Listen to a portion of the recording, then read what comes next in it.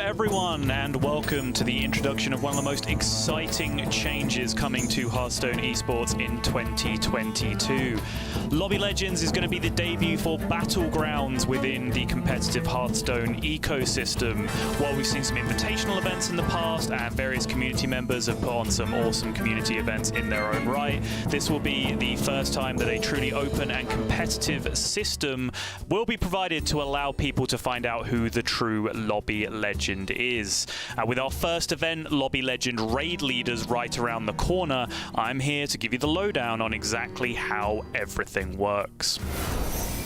Qualification for Lobby Legends starts on ladder. Yes, the very same ladder that you are playing right now. You just missed a triple, by the way. If you manage to finish in the top 16 on ladder in any region during a qualifying period, you will find yourself invited to a 48-player qualifying tournament. Finish top 12 in that qualifier, and you are then joined by 4 players from the China region to make a 16-player Lobby Legends tournament. This process is then repeated throughout the year, with each individual Lobby Legends event offering a $50,000 prize pool, totaling $500,000 in prize money for Battlegrounds Esports in its debut year in 2022. So how exactly do the events themselves work? Well, for the sake of brevity, I will be referring to the Broadcast Finals tournament right now, but if you would like to know how the qualifiers work, you can check out the full rulebook, which will be linked in the video description.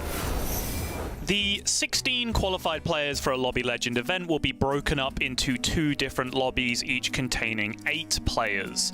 These lobbies will each play 3 games of Hearthstone Battlegrounds, with points being rewarded for each individual respective finish within those games.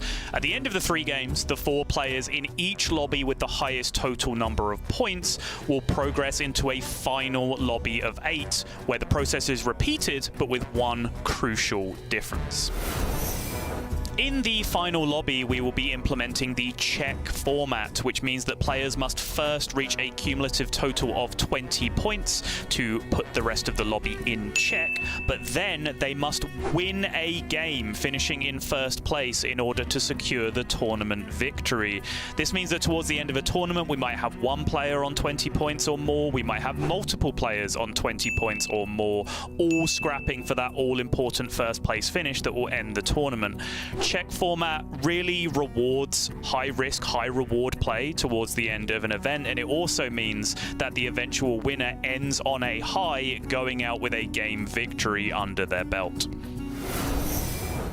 And finally, it is with great pleasure that on top of all of that information, I can also announce that Battlegrounds Lobby Legends will be streaming on both YouTube and Twitch throughout 2022. Furthermore, players will be allowed and in fact encouraged to restream their own perspective throughout the tournament. So if you want to follow a particular player's route through a tournament exclusively, you can absolutely do that. You can hop around from multiple players, you can stick with the main feed, but if you really want to avoid those pesky sappable casters, you can absolutely do that as long as enough players are willing to stream their own perspectives.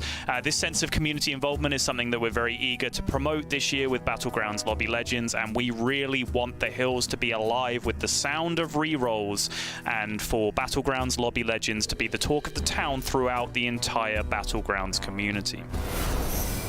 And so that is you all caught up to date with Battlegrounds Lobby Legends. All that remains is to remind you to check out our debut broadcast, Lobby Legends Raid Leaders, which starts on April 2nd, live on youtube.com/Hearthstone and twitch.tv/PlayHearthstone. Also, don't forget to follow at HS Esports on Twitter to make sure you do not miss any crucial updates throughout the year. And if you really want to dig into the nitty-gritty and the finer details, the full rulebook for Lobby Legends will be linked in the description below. So are you excited for Lobby Legends? Which player do you think is going to dominate proceedings throughout the year? If you have the answers to those questions or any questions that you might have, go ahead and leave them in the comments below. Take care, everyone, and we will see you in the lobby.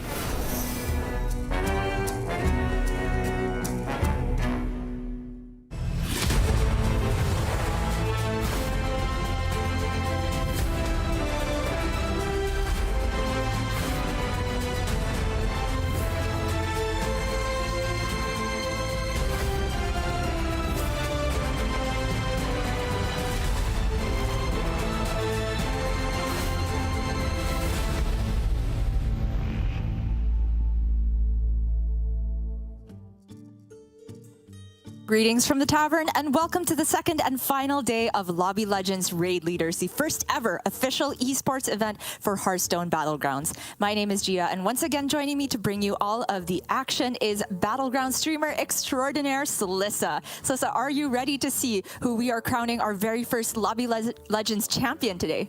I am so excited. We have 8 amazing players, and I'm just really looking forward to this first ever Czech format in Battlegrounds. So it's going to be an awesome day ahead of us. Maybe a short day, maybe a long day. Who knows? It is very true. Super different to yesterday, where we did have a very structured schedule of Lobby A playing out 3 games and then Lobby B playing out another 3 games. And then we had our top 4 from each advancing on towards today. But now we are entering the Czech format, which, if we could just reiterate what Sottle was mentioning, is that this is now not scheduled in any way, shape, or form. We still do have our point system where players will be slogging it out to try and get 20 points first, but it is a dual stage process to try and become the champion. Could you go a bit more in depth, Slissa? Yeah, so dual stage, meaning there's 2 conditions. Condition 1, you need to hit that 20 points. Once you've hit 20 points, after that, you need to get a first place. Once you achieve a first place after gaining 20 points, you will be crowned the champion. Indeed. It means that no matter how we go out on the day, no matter who is the champion, it will be them having to get a first place to end the day on a high. It's going to be very high tension here. We expect some slight changes to the meta, and we honestly cannot predict just how long it will go. We do have a minimum of at least 4 games to be played and a maximum of 11, but both of those extremes are just a fraction of a % chance to happen, and more likely we expect somewhere from 7 to 9 games to be played out. But Slissa, I honestly wouldn't mind if it goes all the way to 11. I wouldn't either. Yesterday was so fun. I just wanted it to continue. So I wouldn't mind sticking around all day and casting more Battlegrounds. I'm very excited for these games. That's right. And we do have the same point distribution that we featured yesterday, which is completely linear. Like you said, no premium for the first place or the finishing in top 4. It's just increments of 1 for every placement that you go up. So I would imagine that for the first few games, before anyone has gotten the lobby in check, we should be seeing a pretty similar meta to yesterday. Do you think that it's going to change, however, once we get someone in check? Yeah, I definitely think it will only change once somebody is in check, because then they're going to be targeting that person to make sure they don't get a first place. And then in the meantime, they need to be getting their 20 points so that they can put the lobby into check. So they're going to have to be very aware of who is playing what hero and who they need to be targeting. Yeah, it's going to be very exciting.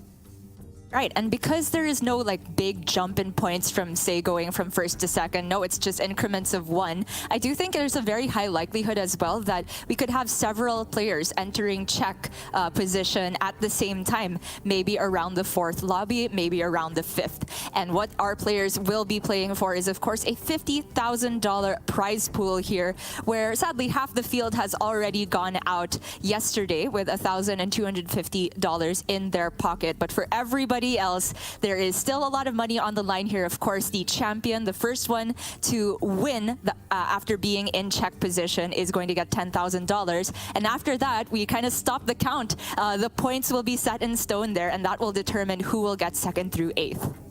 Yes, very exciting. 10K on the line. Yep, I am super excited to see just how our players will be conscious of each other, whether or not they're able to sacrifice some of their own long-term potential just to get somebody in check to be a bit weaker for that game. But we can see the recap from yesterday. We started off with Lobby A with Zoin Yu, one of the early favorites from Latin America, taking a very convincing victory with the Exodia Pirates. Yep, and Educated Collins you could just see they're so excited as he's making his way into 2nd place for the first game of Lobby A, and Pampada in 3rd place for our APAC region. Now into game 2, when we see Summer on Arana going the new Arana build with Murlocs, but yet again Educated Collins on the Lord Baroff, just destroying players in the lobby and able to get another top 2. Yeah, there was a lot of deja vu in that second lobby with Ponpada, Zoinyu, and Collins all going on the same hero. But it was only Collins that was able to replicate that good result from the first game. And then we do see Ponpada taking a win with probably our favorite endgame comp that we saw all day with the triple golden Peggies. Very creative stuff. And because of it, he ends up being the lone Japanese representative that's still standing out of 4. Over in Lobby B, though, we started off with Goddammit very impressively taking a third on Edwin, which is generally considered a very bad hero, but it was a dragon showdown at the end here between Be Nice and Huff. Any thoughts on some of the other players in the lobby? Yeah, we were kind of counting out Ken and Kurt in the early games, but Ken and Kurt make a turnaround. You can see here, Kurt picking Mr. Bigglesworth over Gallywix, which was a surprising pick, but a correct one, as he destroys the lobby with Mr. Bigglesworth, his cat around him the whole time, encouraging him to play his best on the cat. And second place, our Chinese player Hoff on the Millhouse, playing a fun Bran Hogger Peggy comp. Very fun stuff. I got the chance to take a look at some of the co-streamer VODs, and we actually had Collins join RDU at one point in the game commentary, and he actually mentioned that the cat pick over Gallywix, he definitely sees the reasoning behind it. And I wonder if a bit more of that niche sort of thinking is going to come into play later in the top 8. But over here in Game 3, we did have the final 2 come down between Goddammit and Ken, which had us all on the edge of our seats because Goddammit was very, very close to sneaking his way into the top 4 of that lobby, but ultimately took a loss here to Ken with a very creative mech build with the ground shaker. And I say that's creative because I don't often see that on Millhouse, which prefers to keep buying instead of rolling. Yep, and because Goddammit didn't get that first place, he lost to tiebreakers. He was tied with 2 other players to get into the top 4, but with our tiebreakers being whoever has the most first places, and then followed by whoever has the most second places, Goddammit ended up in 5th place, barely missing out on our top 4. So for Lobby B, we are going to see today Be Nice, Kurt, Ken, and Hoff, I believe. Yes, that is yes. right. Hoff got 2 second places yesterday. Exactly, and the pan out from Lobby B means that we have broken our even representation pan out that has started since the beginning of Lobby Legends, where we had 4 players from every region represented, and in every lobby, 2 players from each region. However, now that we're down to the final 8, there are more Americas players than from any other region here. We have Educated Collins, Ken, and Kurt. You must be so happy about this, Lissa. Oh, I am thrilled. I have been, I've been very vocal that I think the Americas are the best at Battlegrounds, and then we won the Global Invitational because our Battlegrounds team was undefeated, and now just seeing that in this tournament where there was no invitations, all qualified base, mostly Americas players, making me proud. Absolutely, but a big shout out to Bayou and Hoff as well. We're at that same invitational. It seemed like China were playing on a very, very different meta game, but we see these 2 players very adaptive and willing to try and learn different strategies, and they've absolutely proved that China's scene is evolving and it's very strong at the moment. We do have Babofat and Be Nice from Europe there in the middle. Be Nice, I tuned into his stream a little bit earlier today as he was reviewing some matches and talking about maybe shaking off the nerves going into today. Just a very, very positive member of the community. I'm happy to see him represented. And then the lone APAC player standing is Ponpada from Japan, who has been lauded by many, many strong players in the BG community the world round as the best player in the world. I think early on in the Battlegrounds community scene, that was very true. He was just winning every single tournament he competed in, but this is going to be his biggest hurdle yet. I cannot wait to see how this pans out, Slissa. We have 8 amazing players. We have players who are willing to pick cats over Gallywix. What do you think is going to be the way that we see this tournament pan out? Any hot takes about what's the winning hero after somebody has it in check? Mr. Bigglesworth, obviously I'm going to go with that, or Patches. I would love to see a Patches gameplay where Patches takes first. So yeah, I think a lot of interesting heroes will be seen once we have the lobby in check. I want to point out that we went through some of the players' scores from the first stages of qualification into the semifinals, and Pampada has the highest average of placement, 2.7. So Pampada is winning in that kind of tournament sense. He has the best tournament showing so far. Right behind him is Be Nice and Kurt, or Ken and Kurt. So yeah, these are some of those like really highly efficient tournament game players. Be Nice having the most first places though, and first place matters. Some players struggle with those first places. Babofat has only gotten one first place through any of the qualifications and yesterday combined. So they have to be able to get a first place, and right now I'm seeing Be Nice has the most first places so far in this tournament. Unfortunately, I don't have any of the Chinese players' information from when they qualified, but using what we have, Be Nice is a favorite. I'm glad that you brought up how first places matter, because they absolutely still do today, but perhaps in a different fashion than they did yesterday, because the order of which you fulfill the two conditions to win this tournament matters here. Even if you get a first place, if you're not at 20 points yet, or if that's the game that gets you to 20 points, it does not mean that you automatically win here. You need to get 20 points, no matter if that comes from very consistent middling placements across many lobbies or a couple first places. And then after you hit that 20 points or more threshold, that's when you need to get a first place to finally lock out the game here. We are clearing any misconceptions right now, because the rules are not something that we're necessarily used to seeing in Battlegrounds, but I have no doubt that it is going to create a lot of tension and high octane competition towards the end here. We talked about Pampada a little bit. He is known as the Battlegrounds alien in Japan, or the alien from the Battlegrounds planet, I've heard. And one of the Japanese casters actually tweeted out a little like comic that he drew of Pampada sleeping in like some sort of alien pod as he charges up his energy to play today. I am very, very happy to see that there's so many players who have their entire community rallying behind them. And in the case of Educated Collins, they have one very biased caster rallying behind him. No, he has a lot of people rallying behind him. Just on Twitter today, he was so amazed by how many people were supporting him. So it's not just me. Maybe I'm swaying a few people, but I think he swayed them on his own. We are now checking out the hero selection. Hoffing offered Ragnaros next to Secret Hero. I'm not going to say the name. I'm just going to ruin it. No, that's fine. It's honestly a close choice, because I like Ragnaros' spot in the meta right now, but we can see here that mechs are out of the lobby, and that is a minion type that Ragnaros really benefits from, having Divine Shields, Mecharels, like double Deflectobot with Rag is a very, very consistent way to finish at least third, in my opinion. But we do have Hoff on the Akazamzarak, which is also a hero that I feel can pretty consistently make it through to top 4. There's so many different scam comps you can go for with it. I do feel it suffered a little bit with the loss of Mayaxna, because that's one of the best minions that the secrets can benefit from, with splitting image and auto defense matrix, etc. But Murlocs are still in, so the Akazamzarak can go for poison, which is very strong without mechs in. And do something crazy with splitting image Amalgadons and have them summon many times using Chadgar, as I call him.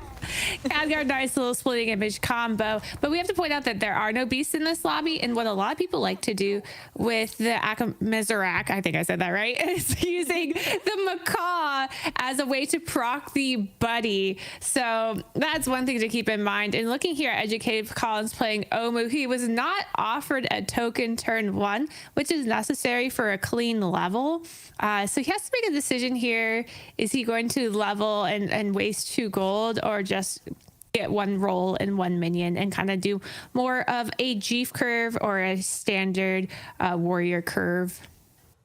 Pretty close here. I mean, there's no minion in the shop that really has that much more stats if you were to sell the rock pool and immediately replace it. So I was looking at potentially just buying here or rolling and then buying, but he settles on the Wrathweaver, and on the next shop hits double Wrathweaver and a demon. So that looks like a pretty good opener here for Collins. But I want to draw your attention, Sasa, to the hero choices here, where honestly this overall power level of the lobby looks a lot lower than what I'm used to seeing. There's so many C to D tier heroes. I want to say like Vol'jin is still very strong, but maybe less so without Mexin. And Beast. There's no Cave Hydra early for that crazy cleave. So while they do have Chroma Wing options and Quilbur options to get the early scale to place big stats on the Vol'jin buddy, which is kind of the current meta, there's nothing really to transfer those stats over to besides, I mean, there's elementals and dragons, but what you normally see, cattail,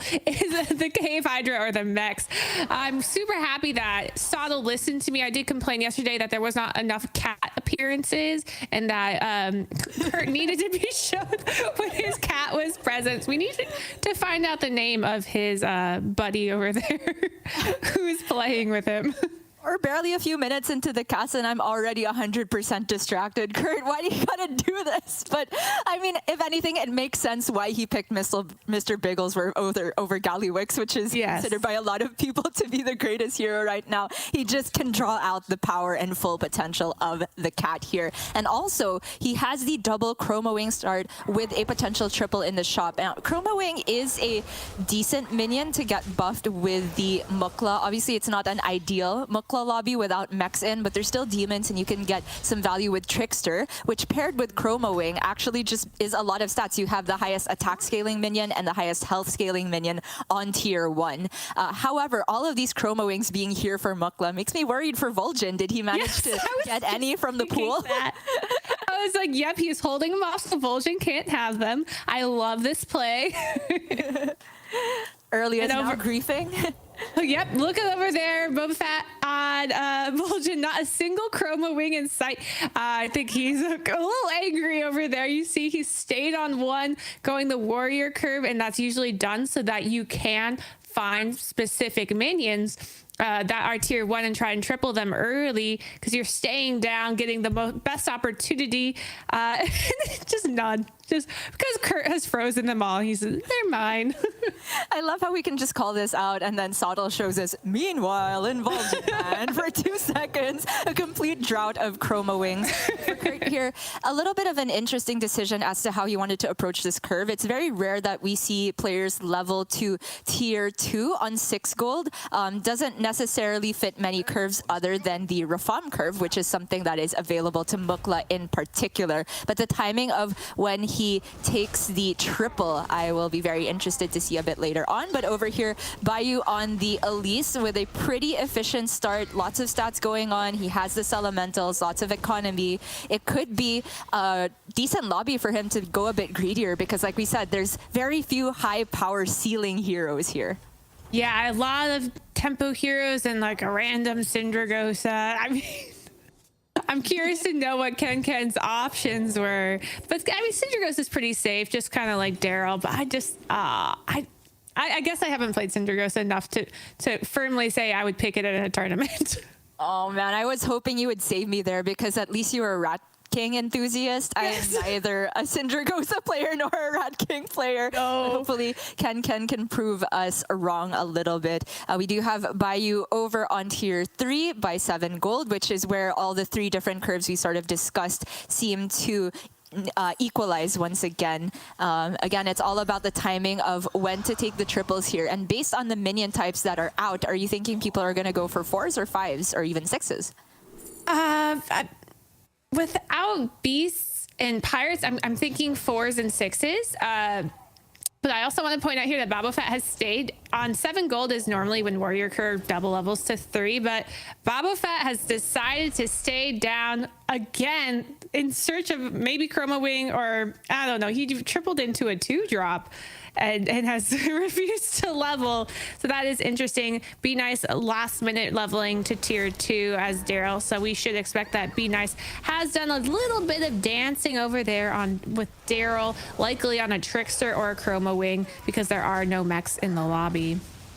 Kind of a relief for Boba Fett that at least he takes the tie here, but he is staying on one this long to find the Chroma Wing because, finally gets one. Because every level you take without a Chroma Wing is in some instances just lost stats here because you don't have infinite tiers that you can go up to keep doubling the attack on the Chroma Wing. So he finds it, I want to say, at the last possible moment where it's reasonable to stay on tier 1. And now it's about trying to get the return on investment. The buddy will come to hand next next turn, and that means that he can swap the Chroma Wing stats onto the buddy and then regenerate the attack on Chroma Wing. But how do you feel about Vol'jin's general power level now after they've changed the buddy to copying only, or rather letting only the left minion copy instead of left and right? I think he's still very good. Obviously, just not as broken. It's going to be a lot slower. It's a tier 4 buddy instead of a tier 3 buddy now. So it is a lot slower, but as long as they are stable in tempo in the early game and not taking damage, they can get there. So again, Vol'jin was busted before. Now he is very still much playable, but not in a scary sense. Over here on Bayou, he is not tripling, just using his map because he is Elise, and now his maps only cost 1 gold. Looking for some synergies here. Not much getting a big Fernal, but has a triple on board, so likely will be going for a 6-drop next turn. When he has 9 gold, takes 10 to level, just needs to sell the Elemental level and get an early 6-drop, and we'll have the money to go for a 5 with the map because Elise's buddy allows for only a 1-cost map, which is just super good. That's great. Back when Elise was broken, her maps cost 2. Now her maps cost 1. With the buddy, right? Yeah, at least definitely able to get a big power spike turn. I want to say this fight was very unfortunate for Bayou. His biggest minion with a lot of health that could have taken a bunch of value trades just straight away went into the Chroma Wing. So he does end up taking more damage than expected, but still very much enough health to greed out and take the 6-drop here with the triple. I would not be surprised if Bayou just went straight up to tier 6 next turn, especially now that he has a Kalagos as well. He obviously has the strongest end game setup out of all the players we've seen so far, but can he capitalize? Yeah, so the reason we've talked about this yesterday, Kalagos just isn't that great of a minion right now. But with Elise, the buddy is feeding you minions of your tavern tier. And once it's golden, the buddy feeds you 2 minions of your tavern tier. So dragons is a very good minion type to go as Elise because they can feed you Kalagos, Amalgadon, or Nadinas. And you can just stack them all up and just knock your whole lobby out. And I think our player realizes that and is going to be going hard. But over here, Ken with the Syndragosa tripling into Mithrax does have quite a few minion types. So this is looking good, but is it enough? Definitely looks like good stats for now, but this is my concern with Syndragosa. Once those first 3 to 4 turns have passed and you've gotten the value from your hero power and you have more stats on average than then, the hero power falls off really quickly. I feel like the additional stats you get from that don't matter too much. However, he did manage a triple on the refreshing anomaly, which I assume all 3 pieces of that got hit by the Syndragosa hero power. That's why it's so buffed. And maybe he can leverage this tempo into a good enough position to power level and try and keep up with Elise. This looks like enough stats to still win the fight here versus the Mukla. I think it's interesting that he took the Terragosa and just rolled away the Promo Drake, which is the pair to Terragosa to giving all those good buffs. The Terragosa will still grow because of the Trickster on board, but that's just showing us that we think he wants to stay with this menagerie build, more leaning towards the Mithrax as opposed to the Dragon build. And over here we now see the Chroma Wing has given the stats that they gained over to the buddy. So you see that buddy on the second minion has 98 attack and has given their 98 attack to the Cyclone. So now he's going to be looking for new Divine Shield minions or Cleave minions, which we don't have in this game, so never mind, to give them more stats. Picks up a Gem Splitter, so obviously knows he's going to be trying to force some Divine Shield gaming, looking at this Argus as well to protect the Gem Splitter. Finds a triple, though, in the refreshing anomaly. Yeah, and on 5... It's not in Mackerel. Hits without the other mechs, but he could still get some Quillbore synergy, right? Agam, I think, is still viable from this position. Definitely. A 98 attack deadly spore. Amazing. That's double poison. Not quite what he's looking for. He's going to be giving this attack and health to the minion in the shop to eat his Trickster. Maybe.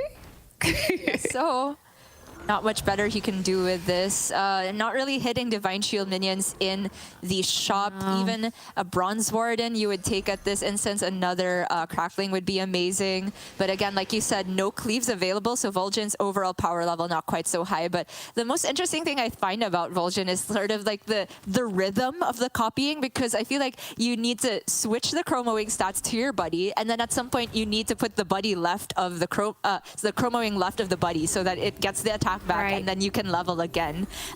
We saw that this turn he's not necessarily putting the stats back, so he's maybe hoping to stay on tier 4 a bit longer. But switching over to Hoff's perspective, he has the buddy now with a Baron, which is a very good opening setup to get those scams going.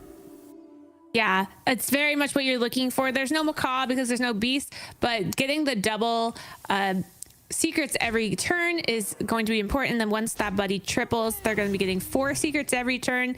A lot of scams, a lot of long terms. And Educated Collins goes out in 8th place with a Kalagos and Nomi in hand. Not sure what was going on there, but that is a huge bummer for Educated Collins going out so early in the game. I believe we're around turn 8 right now, which can happen with a greedy hero like Omu, who over levels a bit, got to tier 5 just too soon and hit someone that's power spiked.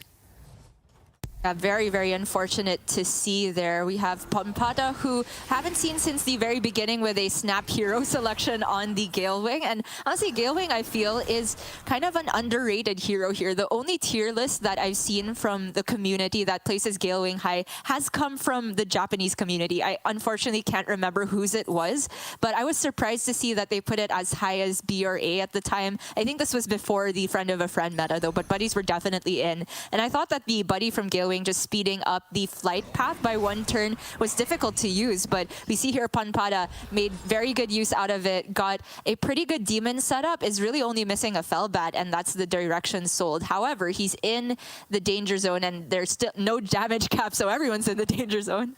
I want to point out that his hero power, he's used the flight path that reduces leveling by 5, as opposed to using the flight path that gives you a minion of your tavern tier, which is more common to use on our servers. So maybe that's what they've discovered on APAC, is just using Gale Wing more for leveling and going for that 5 every turn, or for 2 turns until you get to tier 6, and then using the flight path that gives you a minion of your tavern tier. Yeah, Gale Wing is honestly so difficult to time correctly, because if your buddy comes 1 turn, oh my gosh, the Nadina didn't go off. That's huge for Pampada.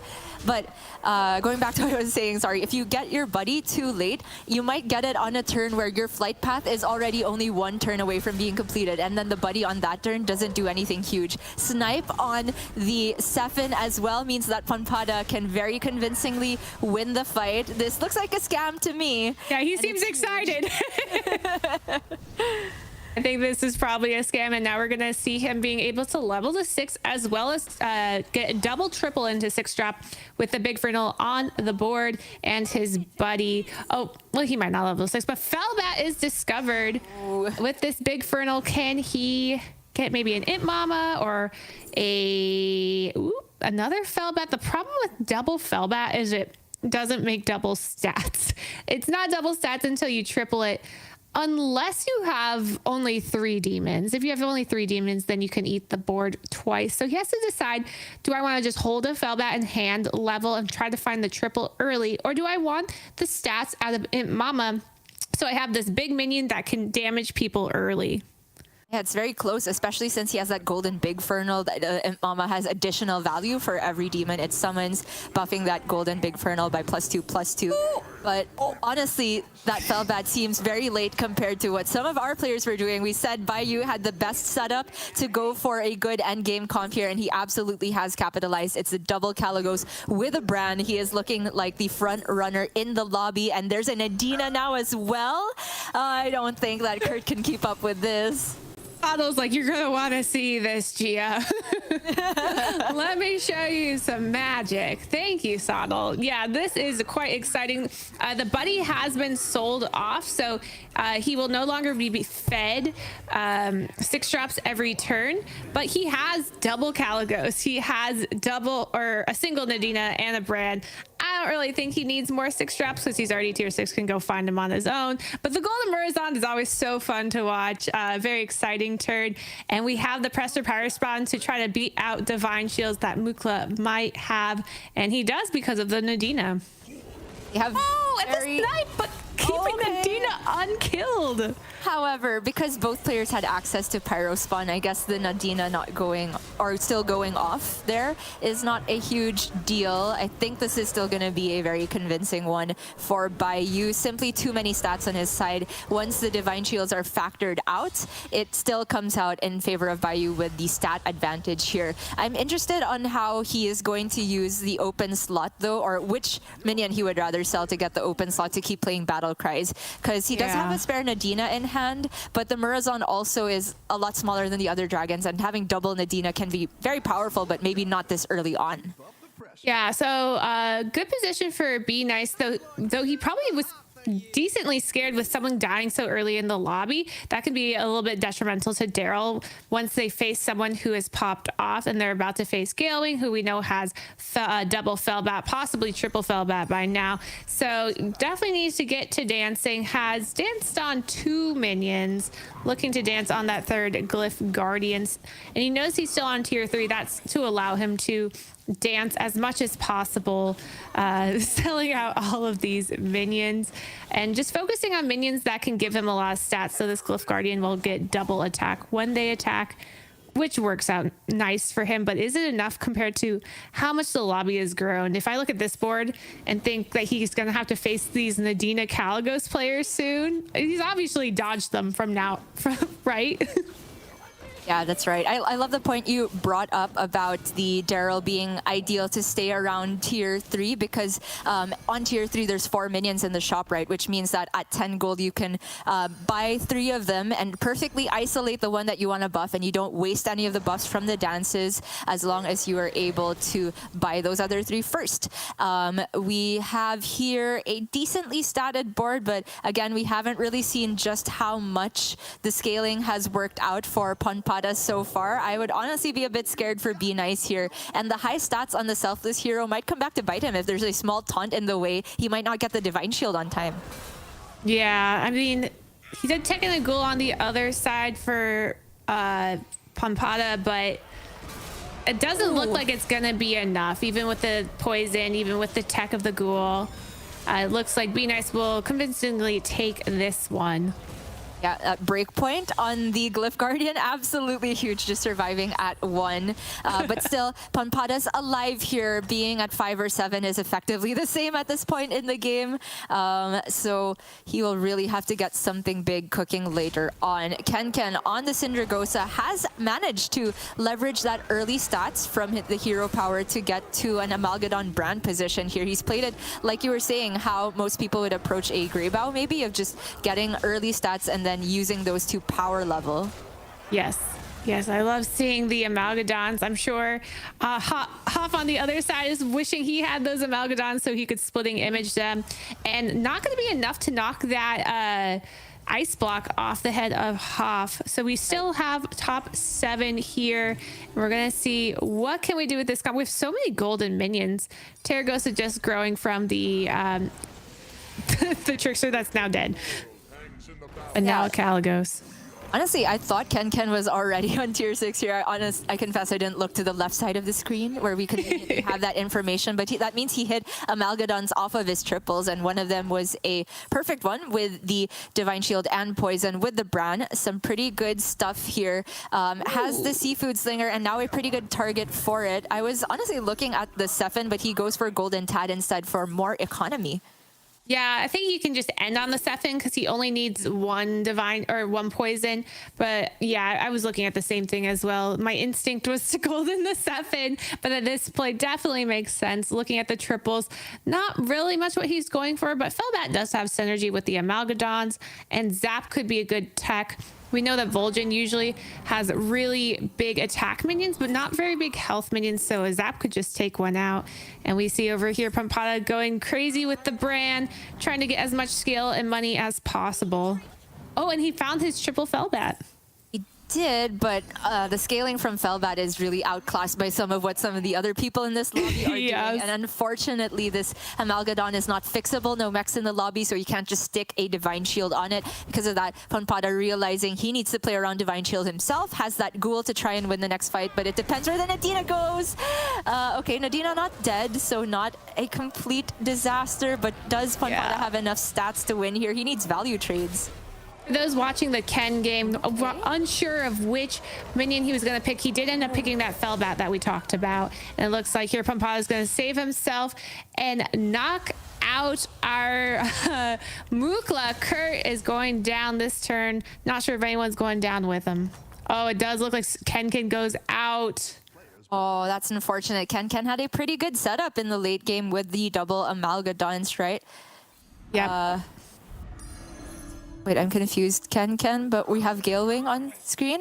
This is... Okay, we'll get that fixed. I'm pretty sure this is Ponpada right now. Skips on the Smogger here, doesn't value stats on the Amalgadon. What do you think he should be searching for at this point? Like some selflesses, maybe? Yeah, because you can't find Divine Shield using mechs because they aren't in. And oh, we're looking over at Babofau here. He has these ginormous selfless heroes. What is this? Oh my gosh, it's beautiful. Yeah.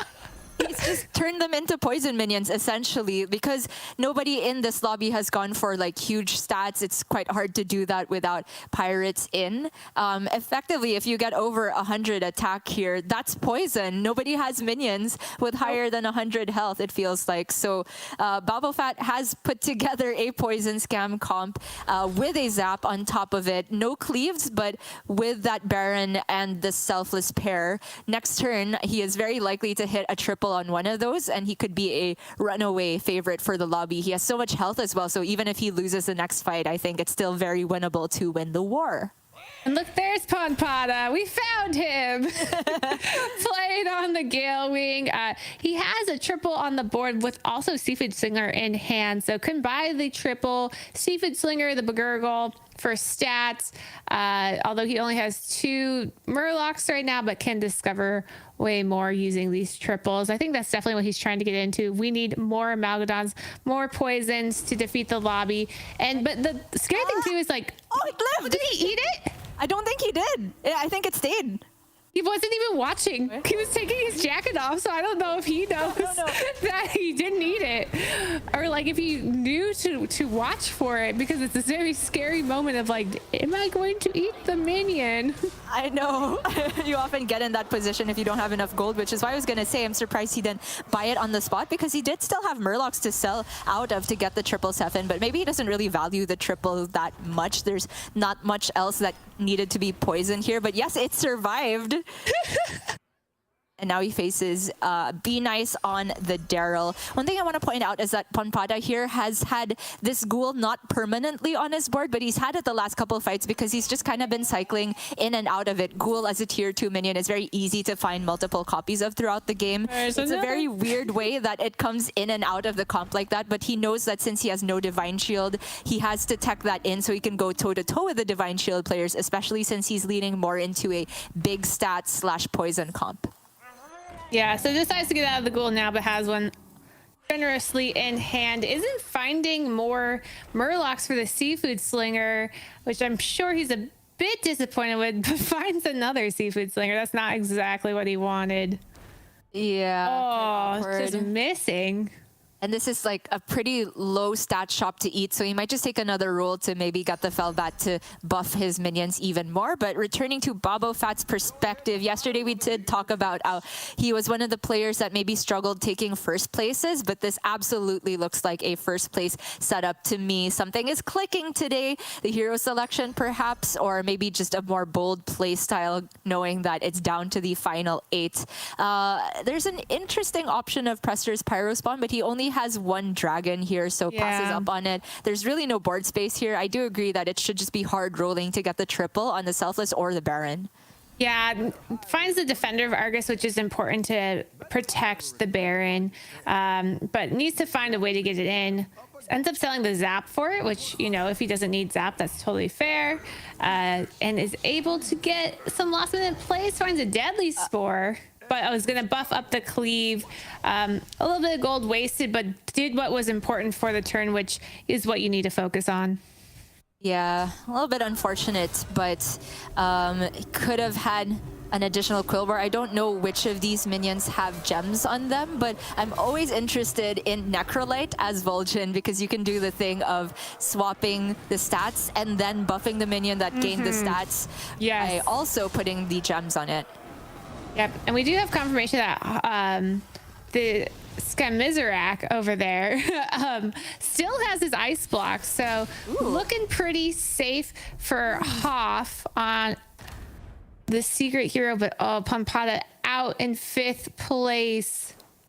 That's pretty rough. I didn't think that Be Nice on the Daryl was, you know, particularly strong at the moment, but we saw that he has very cleverly transitioned into a poison comp. As Daryl, you just want to try and stay big stats in the early to mid game, and then as people are outscaling you, that's when you try and tech in some poisons, and that's absolutely what Be Nice has gone for. And he hit the triple selfless. That means that there's 7 selflesses in play in this lobby at the moment, maybe more.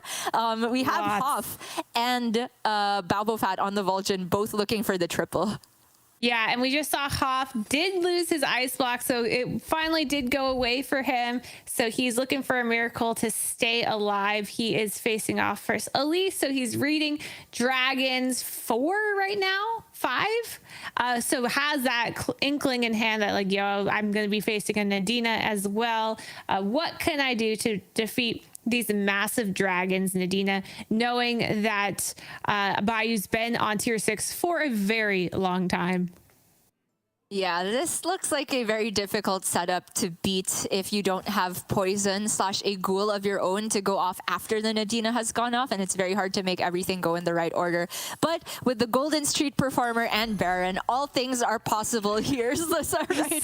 You could just get all the poison. The 1/1 can defeat 100 easily, though Hoff did lose his ice blocks to a ghost in the last turn, which you hate to hear that he lost to the ghost to lose the ice block, but hopefully he can come back and win this turn with his tech that he's decided on. Okay, big 50-50 for Hoff's attack here. There was a Acolyte of Cthulhu teched in here to maybe make sure that the Street Performer doesn't die so early and maybe you can kill the Baron before it, but the Performer went into the bigger minion, so now Hoff gets all the secrets. We're reading a lot of Paladin secrets, and he kind of whiffs on one of the Hunter 1 Snake Trap, really not useful in this instance. And the Divine Shield that you get from Auto Defense Matrix, honestly not that great here too because of that Pressure Pyro spawn. And it's finally Daryl's turn to go out. We say Daryl's a top 4 hero, and look at that. Daryl getting a 3rd, 4th place, tying with the secret hero, which that fight will be going on for a very, very, very long time. But we do have some caster insight, knowing what's about to go down in an hour or so. I'm not quite sure the timing, but this will take a while. We're almost there, and that last Paladin secret is a competitive spirit, not useful whatsoever here, so that will be, you know, Hoff going out as well. We are down to Bayou and Babofat. We have the big dragons versus, you know, I want to say essentially just poison scam. That's what Vol'jin is, right? Because high attack and very little health. Oh, he got it! He got it, but he's facing a Pyro Spawn comp, so is that enough? If there's a world where he can snipe the Pyro Spawn before Nadina goes off, let's say he hits a Zap from this triple, but the Pyro Spawn's huge as well, right? Yeah. Yeah, the Pyro Spawn's been growing with the Caligos for quite some time. So I think this is likely the end of the road for Babofat, but, you know, I still want to see his board pop off. With such low health minions, Vol'jin is really susceptible to things like Mechano Tank and Soul Juggler, but obviously that's not what our opponents are doing because there is no mechs. But yeah, I think this will likely just be the end of the road. I thought he was going to play the mythical double Baron board. I was so excited. We do see that Babofat has sold out of his buddy. I think that's the right call at this point. He's got enough stats that the attack on his minions can challenge the health on anything else in play. But like you said, there's no great way to beat the Pyro spawn at the moment, which is going to shave off all of the shields that he gets from the Selfless hero. And also his only pseudo cleave of the Wildfire Elemental just going straight into the Divine Shield, not getting that much value is a bummer. However, still doing pretty well here. Okay, it's a win. Yeah. I was writing him off. I was, it's not going to happen. But Babofat, I think I might have got to him when I was joking that he can't get first places. He took it to heart and he said, I'm going to show Slissa what's up. I'm going to get a first place with Vol'jin while staying on tier 1 for till 8 gold. Getting the win. Yeah, that Chroma Wing was being very shy, but showed itself at the last possible moment, and Babofat absolutely capitalized. Well-deserved victory there, making it work even without the mechs in or cleaves in for Vol'jin, which are generally the insta-win recipe ingredients for Vol'jin comps. However, big story here is that we have 2 ties in our first lobby, Be Nice and Hoff, and then Ken and Kurt. And we have Collins with no points, unfortunately, which is very, very scary to be in. But keep in mind, this is the check format. So as long as the points across the rest of the board even out, as long as there's no player truly running away with it, Colin still has quite a lot of time to recover. Yep, he has time to get to that 20 points. And because maybe someone puts the lobby in check before him, players will be targeting that person and giving him an opportunity to get up to that 20 points as well. So we still will likely have many games to go today. Possibly 4 games, possibly 11 games. We're not sure. It's going to be either a long or a short day. We're hoping for a long one, though. Yes, myself included, even though it is not early here whatsoever. I'm just such a big fan of Battlegrounds action. It's an honor to be part of the first ever official open qualification Hearthstone Battlegrounds esports event, and all our players here are feeling that same pressure, I'm sure. Slissa Ponpada here, one of our most expressive players on camera, just taking those deep breaths and sighs of relief every time he takes a fight. Every combat here matters. But I have to imagine that for Collins in particular, this was an excruciating one. He died, what, 3-4 turns before the next person, and he just had to sit there and wait. Yeah, it was probably one of those games we didn't get to see him a lot, but it was one of those games where you just face someone who popped off every turn. You just get the bad cues every turn. You face someone who just got their power spike and likely just took way too much damage, unfortunately, as he tried to level with his hero. But he has plenty of time to make it up. And as we can see, this beautiful Vol'jin win with a very unlikely board of no mechs, no cleaves, just pure skill out of Babofat. Right, and looking at it again, that last minute, last spot taken by the Imprisoner, pretty much genius from Babofat, because he knew that there would very likely be an Adina on the other side. So having a taunt to shave off a shield on one of the big minions on the other side kind of just works out net in his favor, because some of his shields were being taken off by the Pyro spawn instead, and he had to come up with his own way of ghouling them away without actually playing a ghoul to wreck his own board. And those last minute taunts of Imprisoner, Void Lord, Acolyte of Cthulhu can very much be included in endgame comps for that reason. Very close fight on the first game. Slissa, any last thoughts before we give our players a bit of a rest? No, not yet. Just excited for the final or the upcoming games.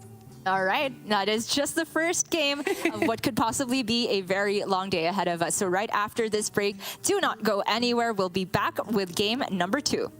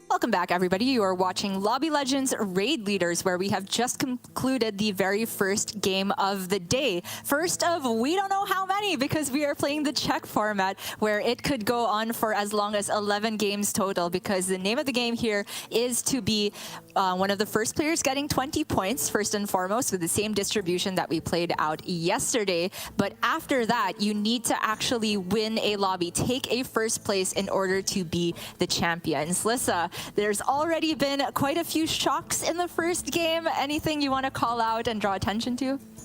I mean, I think Educated Collins was just being nice to the lobby, giving them a little bit of a lead as he plans to charge his way back up.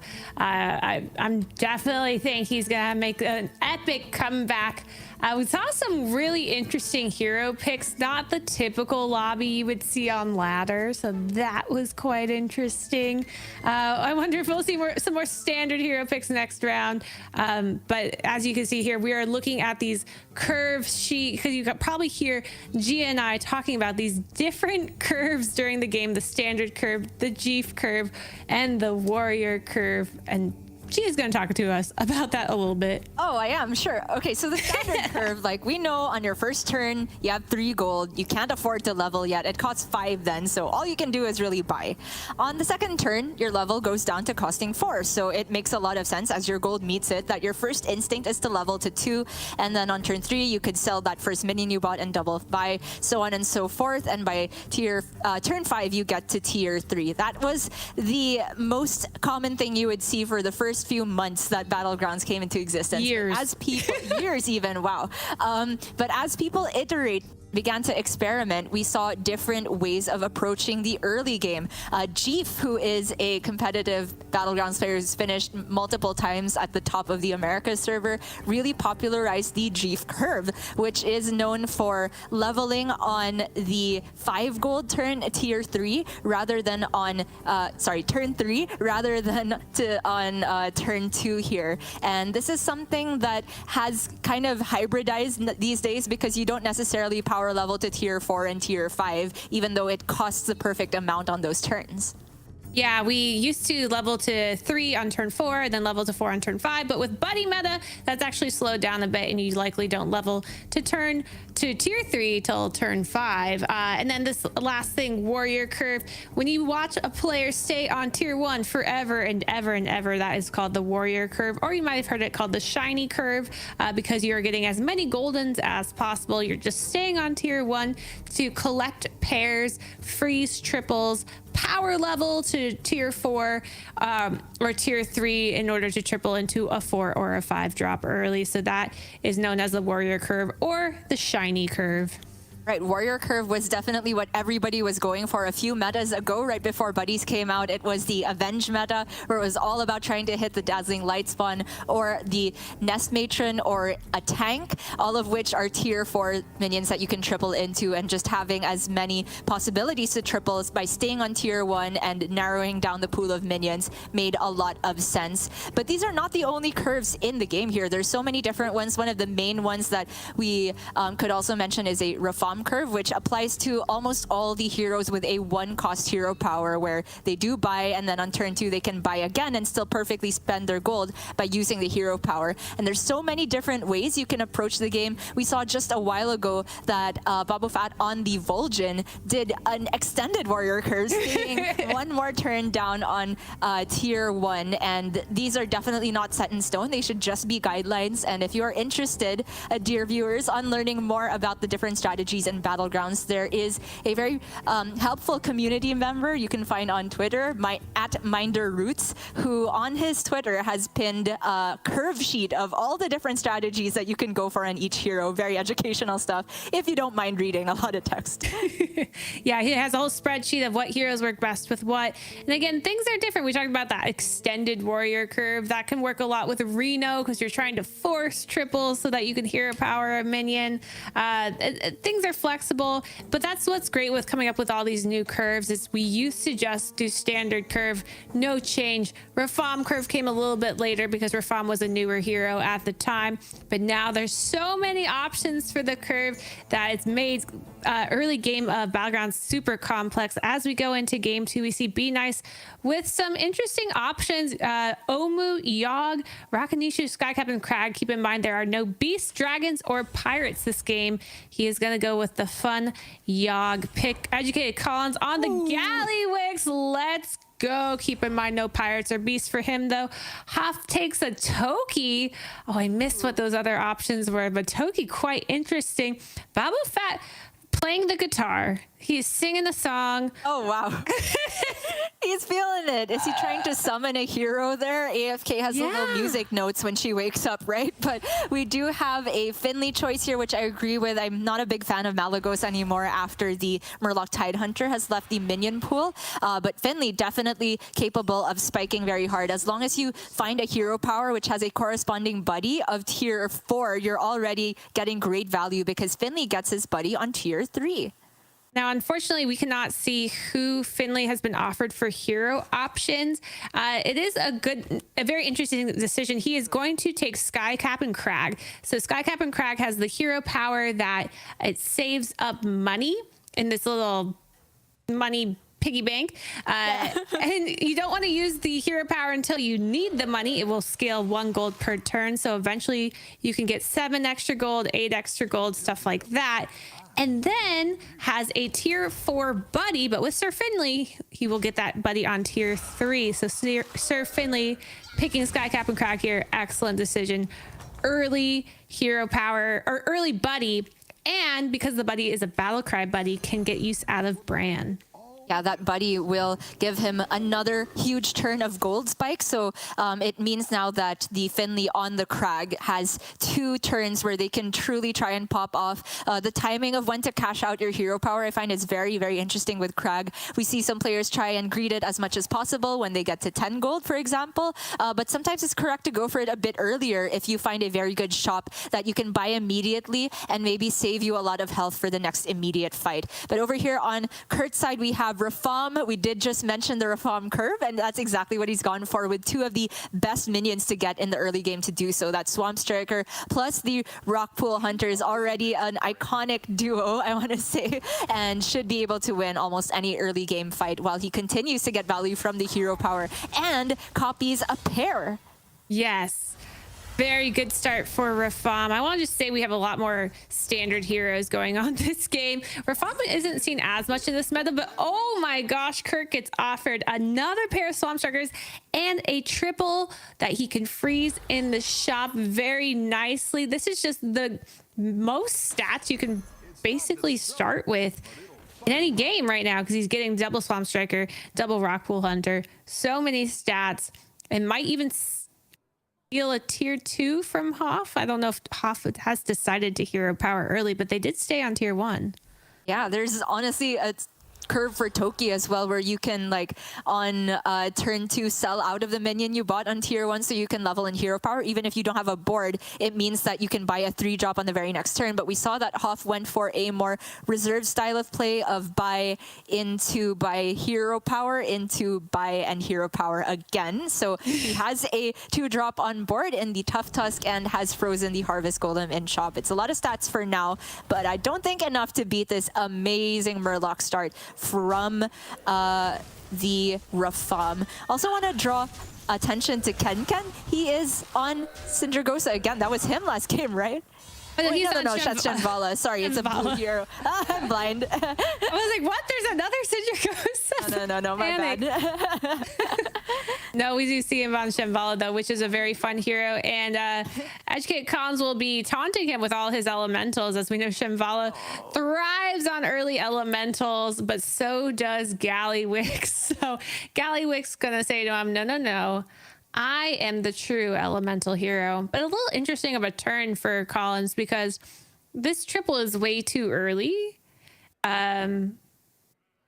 He isn't able to double level or anything. And the other minions on the board are decent. He could just freeze for it. There's a pretty interesting, I think, line of maybe buy the Weaver, buy the Imp. Then you could sell the Imp and level, or you could sell the 4-2 if you want to keep the Trickster around. I agree with you that it's too early to take this triple, and if you take it now and don't play it, he loses too many stats. So he does go for this line of just selling out of the demon after it's applied its +2/+2 buff for the Wrathweaver, and we can see that because it's Elemental, it's a double triple guaranteed for Collins here. It's really the timing though of when he wants to cash out. Do you think he's gonna go for 4s or 5s? There's no pirates, no beasts, so I don't, and no dragons. I could see him going for at least 1 4 and deciding if I want to go for double 4 or single 4, single 5. The thing with Gallywix is that they really want brand for when they hit their buddy, so that is the reasoning to always go for 5. But at the same time, you can always try to play safe, go for 1 4 drop, then go for 1 5 drop. And we're going to see what he decides to do here. He could go for his first triple here, technically. He has the money to do so as long as he sells the minion. He is going to do that. Likely will go for a 4 if I know Collins, which I do. Yes, you do. And hits that Dazzling Light Spawn. Doesn't have a lot of Avenge units currently. But is direction... Is it enough direction? The champion does not work because there's no taunts on board, and he also doesn't have any Murlocs. So I think he's kind of forced into it. The question now becomes, does he feel like this was too weak of a turn? So now I need to double triple into a 4. That is definitely what he's thinking about now. Yeah, it's really tough to say here because even if he takes another 4, he doesn't necessarily get that much stronger on board because he would have to give up this 4/4, or rather the 2/2, because with the second triple on the water droplet, he'd have a 4/4 as well. He'd also have to float a gold in that instance, just using it for a roll. So I kind of like that Collins is potentially holding on to get another triple later on. But he's he is very stressed. I want to point out that he is wearing his America's Global Invitational jacket. He wore that jacket when we won the Global Invitational. I think he knows that that is his lucky jacket, repping America's. All right, if you're stressed, if you're just the best dressed, I guess. I tried to rhyme again today. It didn't quite land so well. Let's ignore that. We have here Hoff on the Toki with a pretty good Avenge setup, getting a lot of value from the budding Green Thumb. Ooh, somebody had that as their favorite. Buddy. Which means he got the money. He hasn't even used his hero power yet, which is important to look at. So he wouldn't even use the buddy yet, so that he's likely just going to hold it because... oh, there he goes. Uses the buddy. Will he shark bait immediately to try to double level? He can't double level. I'm just kidding. It's 11 gold to double level. Right. I'm just kidding. But he's going to use his turn to try a power spike to get way more stats on the board, allowing him to have... much gold. What did he do? Like 16 gold this turn so far. He might hero power again. We don't know yet. Collins got his 5 drop, whiffs on the brand, unfortunately, so has to go for trying to gain size with the Urzel and Demon setup. Now it is interesting because with Urzel you can he is scaling with his Dazzling Light Spawn, so elementals in the shop are scaling, so he can get more stats. There is some synergies there. Looking really rough for Collins a while ago because he ate the worst minion with the Urzel Horror, and he's also down in the low 20s here, approaching the danger zone. But Babofat had a very interesting turn of just like using the hero power, not for maximum long-term value, but to power spike on a crucial turn, which I think is a mark of a experienced player of Captain Crag. Panpada here on the Arana Elementals here, sort of Elementals. Like, he's got a good setup, but he's not necessarily going to stay down and just do party rock stuff because he has a pretty good Avenge setup with the Light Spawn. This could be the rare Arana dreaming bigger type of comp. Yeah, you normally don't see Arana's leveling quite aggressively until they have maybe 5 party elementals and a couple rocks, but yeah, maybe he just wasn't getting them. He wasn't going to force it, and did find it early. Dazzling Light Spawn able to do 7 damage to be nice on Yogg, and now is going to face off with the Toki. Educated Collins down in the danger zone, 13 health, a bit scary, plus he still has Wrathweaver on board, so he can take more damage. He's going to be looking for a minion to put his Battlecry buddy on to get this extra boost in stats. Looking at the Domo in the shop, because Domo just has a lot of synergy with Gallywix, but decides not to take it and goes for the Anoia module because it is a good target for the buddy of Gallywix. A bit rough though that he goes into the buddy activation turn with no additional gold saved up, which is something you ideally do with Gallywix, but I guess it's a sort of side effect of Collins having to use his tokens to hit an early triple. That was only the real thing that his board was doing at that point, and with no beasts in, there was no way of really printing even money for the next turn with alley cats. Maybe Tads at some point could have helped, but it looks like he hasn't hit any. Still a good turn in terms of stats built up though. Do you think he's gonna expend the buddy here on the module just because it's a divine shield? Yeah, he has to. He's in a situation where he's in the danger zone. He's about to die any moment now. Does the extra sell just for that extra 1-1 in stats for the buddy. Gets a 14-16, which is good at this point in the game, but is it enough? Has Shambhala popped off is the scary point, because Ken on Shambhala, we don't know what they've been up to, and Shambhala can be either a really strong hero or a really weak hero depending on what they've been offered. And it looks like Collins is going to have enough, right? Oh, maybe not. I don't know. Oh, it yeah, depends where the Urzul goes on. Oh gosh. It will be enough to stay alive. Yes, for sure. For sure. But that's very painful. He is on the brink of death. Absolutely cannot afford to lose another fight here. Has to be only ties or wins from here on out. Very scary situation, but we have Hoff here on the Toki now. Able to level to 4 this turn, which means the hero power can give him a roll on a 5-drop, and this does look like a very powerful mech setup.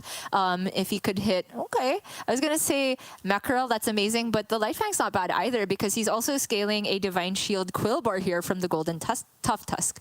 Yeah, we see in the back right now he's using Green Thumb as a scale, which only scales 2 minions. Now this Lightfang has opportunity to scale even more minions. So it is a tempting pick. The problem just right now is only having 2 types that are available, but can easily transition into more. He barely has enough money to buy the Lightfang this turn. So could be something. He freezes. Not sure. Because, I mean, I guess he has a Murlocs in hand, but it's not that big. Bit of an update on the overview. We have 2 Nomi players here, one of which is Kurt, and we also have Collins on the light spawns and a Shanvala on the lobby who is playing not Nomis. So the elementals here are highly contested. Kurt with the Nomi setup and a recycling wraith. That is the best way to get Nomi going here, but it's only 1 Nomi at the moment, and the elementals and shop aren't too big yet. However, he has tons of health to work with, and as Rafam with elementals highly contested, his hero power and buddy have a lot of value here. Didn't get the full turn through though, it looks like. No, yeah, he had this 2-2 left in the shot or on his board and a 10-10 in hand. I think he's a little bit disappointed in that turn because just doesn't have max tempo, but he has max health. He has 40 health, 3 armor. So even if he does lose the turn, it's not the end of the world. But yeah, you can see his disappointment in not getting the full turn done with that timer. Yeah, the 10-10 here possibly could have saved him some health, if not tied the fight. Would have been a chance to kill off the tank here. And that means that he is going to take a hefty chunk of damage from Hoff on the Toki here. Second Nomi player who also has a light spawn is Panpada, who we've talked about is doing something very unusual with Arana, not going for a safe Murloc setup nor a safe tier 2 elemental setup. He's dreaming bigger, and is that going to pay off? He is very much in the danger zone, same spot as Collins, cannot lose any more fights. Yeah, it looks like Collins did save himself last turn, which is good to see. And a lot of people hanging on their 4 players in the danger zone with Bayou, Boba Fett, Educated Collins, and Pampada. Be Nice barely staying out of it. 16 health is one of those great stat lines where you're like, okay, I can lose 1 more game and then I'm done. But so, yeah, Be Nice in a good spot here.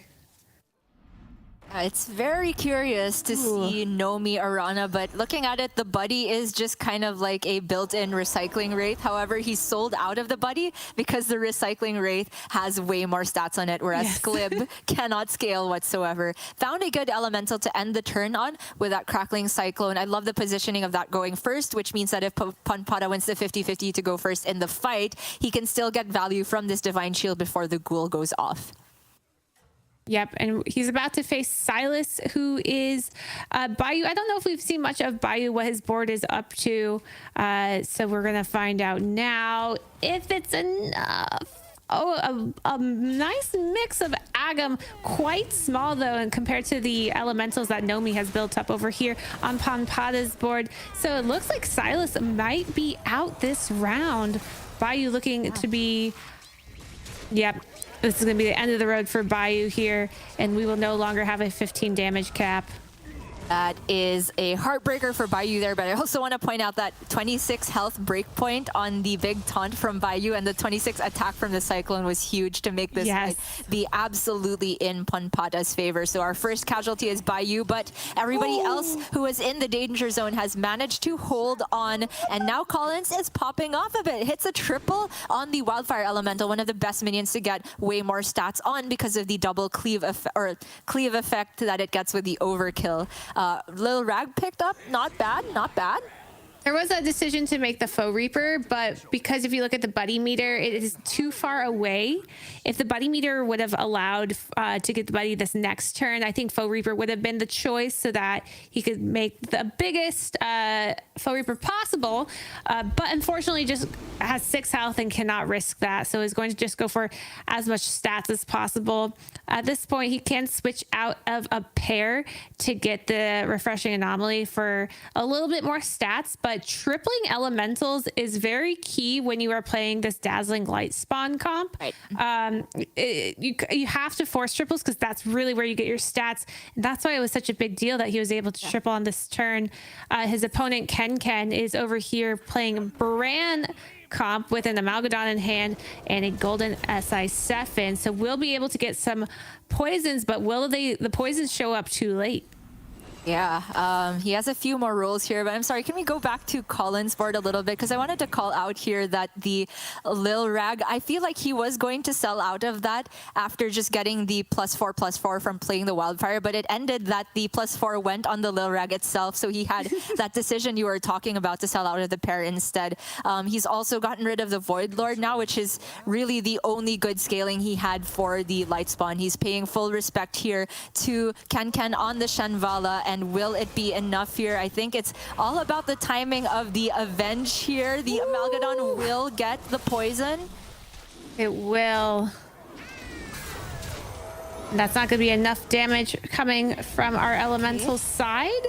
Oh, it has 25 health, but no! The plants! Lance OP.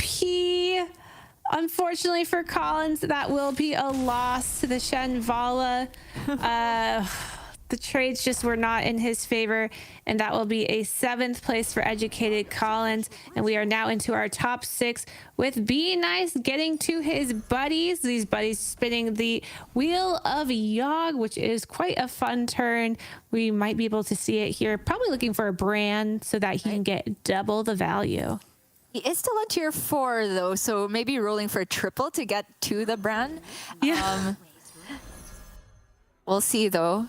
The Argus is very nice to try and manipulate the resets on the Deflectobot.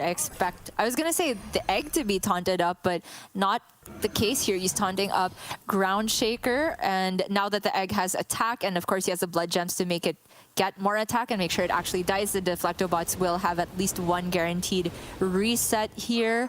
And now he goes for the buddy towards the end of the turn. Pro tip, you can click on the wheel to make it go faster. I want to point out that he used the gems first because there is a wheel option where you gain 3/3 stats and then all the stats switch. And because you have added all these imaginary stats for the turn, they're actually going to become permanent stats from the Quillbore. That's the Dartmoon prize on the second roll. The first one was the double hero power, which is not great at the end of the turn, but it can be added value later on. Not amazing prizes either, but it's some tempo. Meanwhile, for Hoff here, he is on a Bran himself, has a setup to get poison on his 4/6 Murloc as well, and some good mech synergy with the Buster. Don't think it's going to be enough to get here against these elementals from Kurt, though. Yeah. Looks like Kurt's going into double Nomi, which is a bit scary. He's going to need to sell out of the double Nomi soon because having 2 4/4s is quite weak to big minions, but it looks like he still have tons of stats, so he's been able to greed the double Nomi and hop over here with the golden seafood slinger. I'm excited to see where that goes if he survives, but it doesn't look like he is. Oh, Rana takes the L.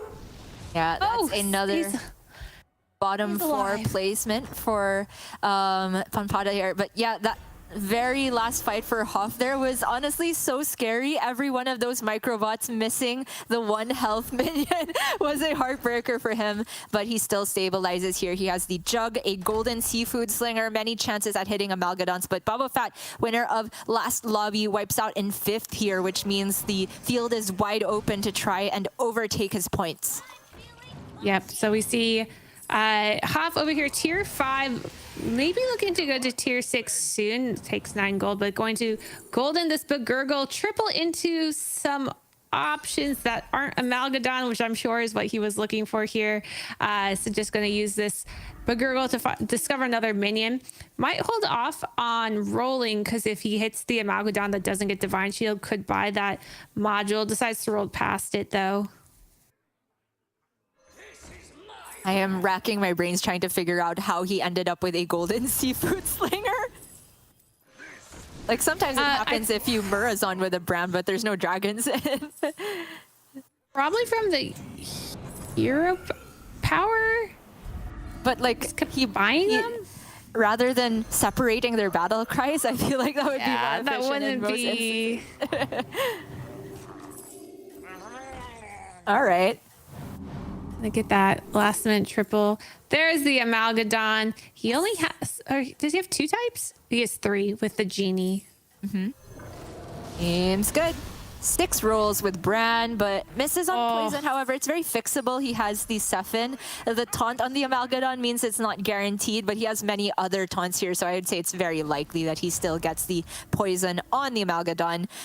Over here on B-Nice's side with the Yogg, this honestly looks like a pretty mediocre board for this stage of the game, but he's managed to hang on this long with the Ground Shaker. It looks like he didn't quite get so many gems this turn as previous turns because he doesn't have that much attack on his minions. Yeah, I think Hoff was expecting more. He picked up that last minute zap because he was reading mechs and was expecting to likely use his zap to knock a Baron down, which you'll see with the Omega Buster comp at this stage in the game. But yeah, that's just not where B-Nice is at. But because of these trades, because of all the Divine Shields, B-Nice is going to win it with that trade there and knock out Hoff into 4th place. Oh my god, that was crazy. Like the Deflectobot with the Divine Shield just dodging all of those 1/1s, going straight for the snipe on the poison. That is quite unfortunate for Hoff in the end there. But still ends up with a top 4, which is very, very big. At this point, it's just about getting to 20 first. No one's worried about check at the moment. But here we have a clear front runner to win the lobby with Ken with the Amalgadon setup. He has transitioned from that elemental mid game and now is just trying to collect all of the Amalgadons. Yep, he only has 2 right now, which only, but you can have a full board of Amalgadons any minute as long as he hits the seafood slingers, which I'm sure is what he's looking for. The thing about Murloc builds is they don't necessarily beat mech builds if they don't have the health, because mechs can just keep resummoning these Divine Shields that can't die to poison. So is it actually going to Shambhala here? Not sure. If B-Nice can get a ton of stats on his Divine Shields by really utilizing his Quillbore, utilizing that Ground Shaker, this might not actually go to the Amalgadons. And you see here, Shivalo is again putting in a zap for Mex, reading Mex. Hey, I need to hit the Baron, but we know that that's not quite the board that Be Nice has going on. Yeah, that's right. I think Be Nice does struggle to get enough attack because he didn't have a gem generator that we saw on board. Oh, true. He was just kind of buying the gems from the shop here and there. And also the ground shaker was not golden, right? So it can't actually get that much attack on the mechs at the moment. I was going to say perhaps the best way for him to scale from here is to try and find an Omega Buster, but he's not on tier 6 at the moment. And also Ken also has that zap to try and have some insurance against it. He does have a big Mithrax though, Be Nice. Going to wipe out from the poison here, but will the double resets from the eggs be enough here? The trades definitely have to go a certain way. Not that way. Oh, wait, okay, it's a reset, but I don't think it's... No, okay, wait. No, it's not. That is not enough, yeah. Those Sephins hiding in the back and not having any replicating menaces on those deflected bots is going to put Be Nice out into third. And we see over here, Kurt able to defeat the ghost with 5 health in a dream. Very scary point, but I assume Kurt has gotten out of his Nomis at this point.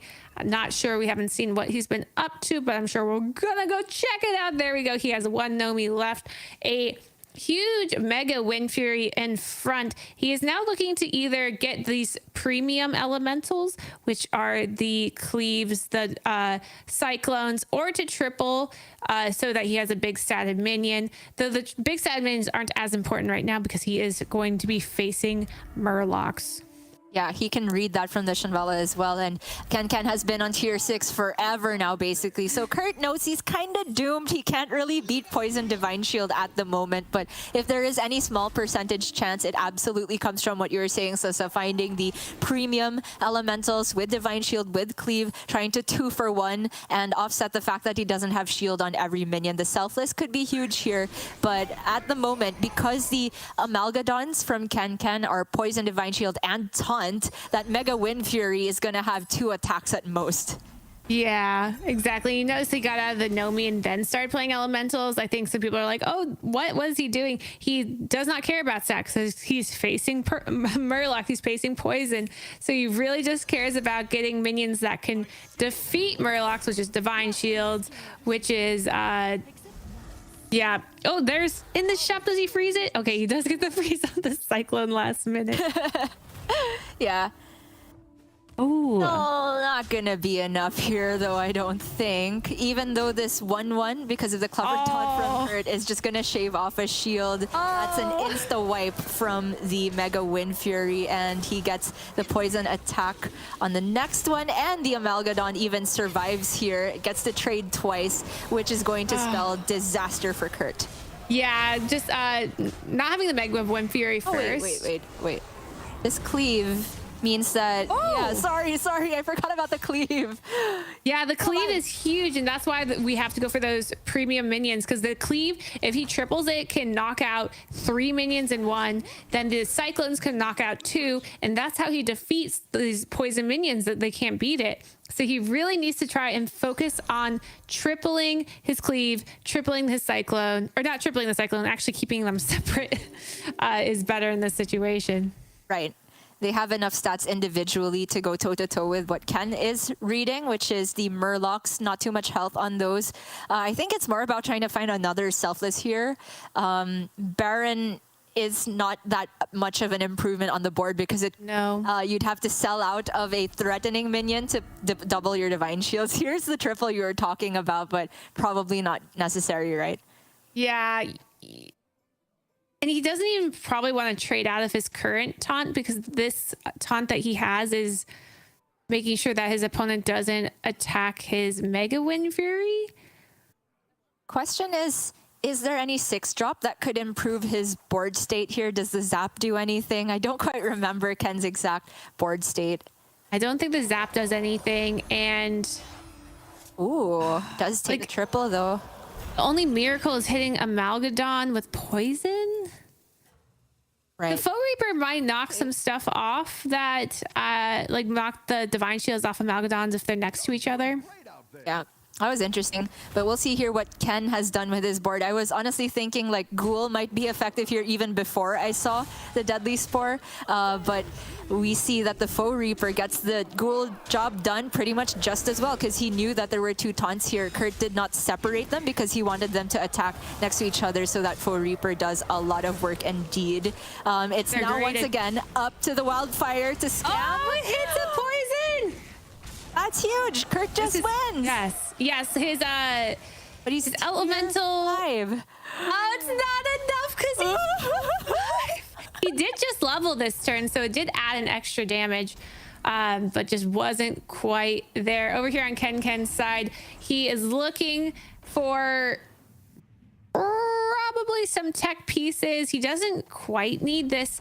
If you look at the taunt on the far right, his rock, what it's doing now is it's deterring minions from attacking his Amalgadons, keeping them safe in the front.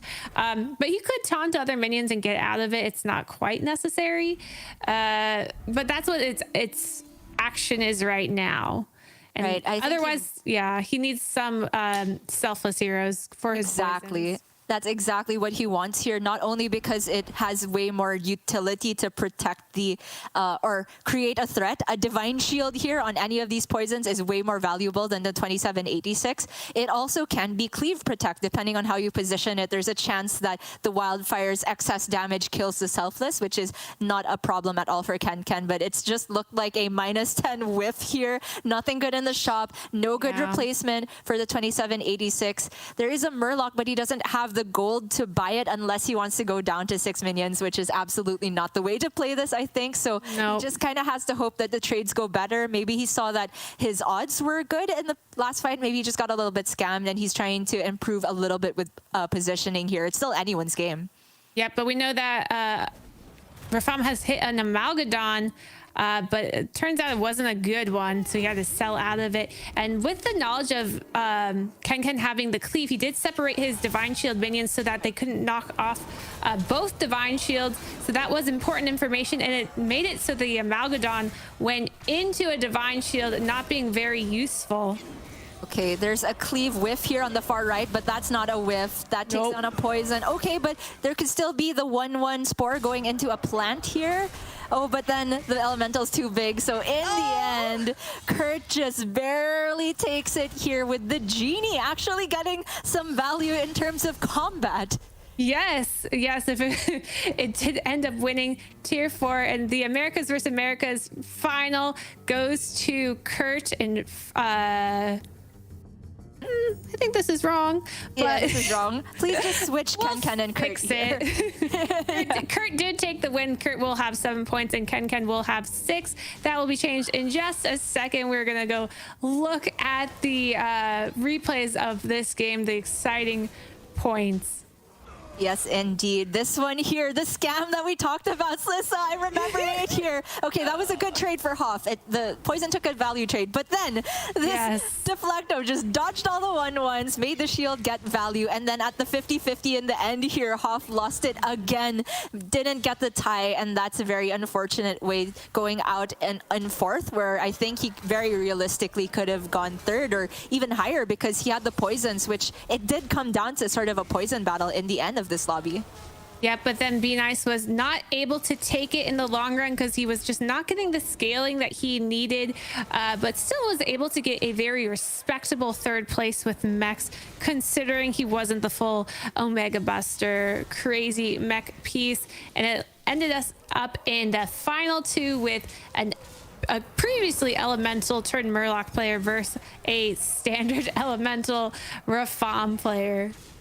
That is right. I mean, for Ken here, this must have been a heartbreaker because I think he had gone to tier 6 very early. He was healthy for the majority of this lobby. And when you're that far ahead and nobody else is contesting Amalgadons and Murlocs are in, it's very realistic that you can get a board of 4 or more Amalgadons just using Seafood Slinger to make sure there's enough of them still in the pool, creating the Goldens with the Battle Cry rather than actually buying 3 of them. And the more Amalgadons you have, the more Divine Shield poisons, the better you can contest the poison battle here. ended up with only 2 of them, and then the cleave was the big offsetting factor here for Kurt to get the victory. But very cleverly played by these two in the end game here. It was that separation of the Divine Shields here that was the key to success for Kurt, and also his cat, as we know.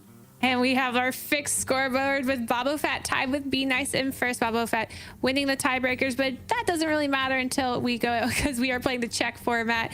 Kurt in third place, Hoff in fourth, and Ken now with that 6 points in fifth after a struggling first round. Now remember, we are playing check format, so our players need to hit 20 points, and then once they do, they will have to get a first place to end the day and win the lobby.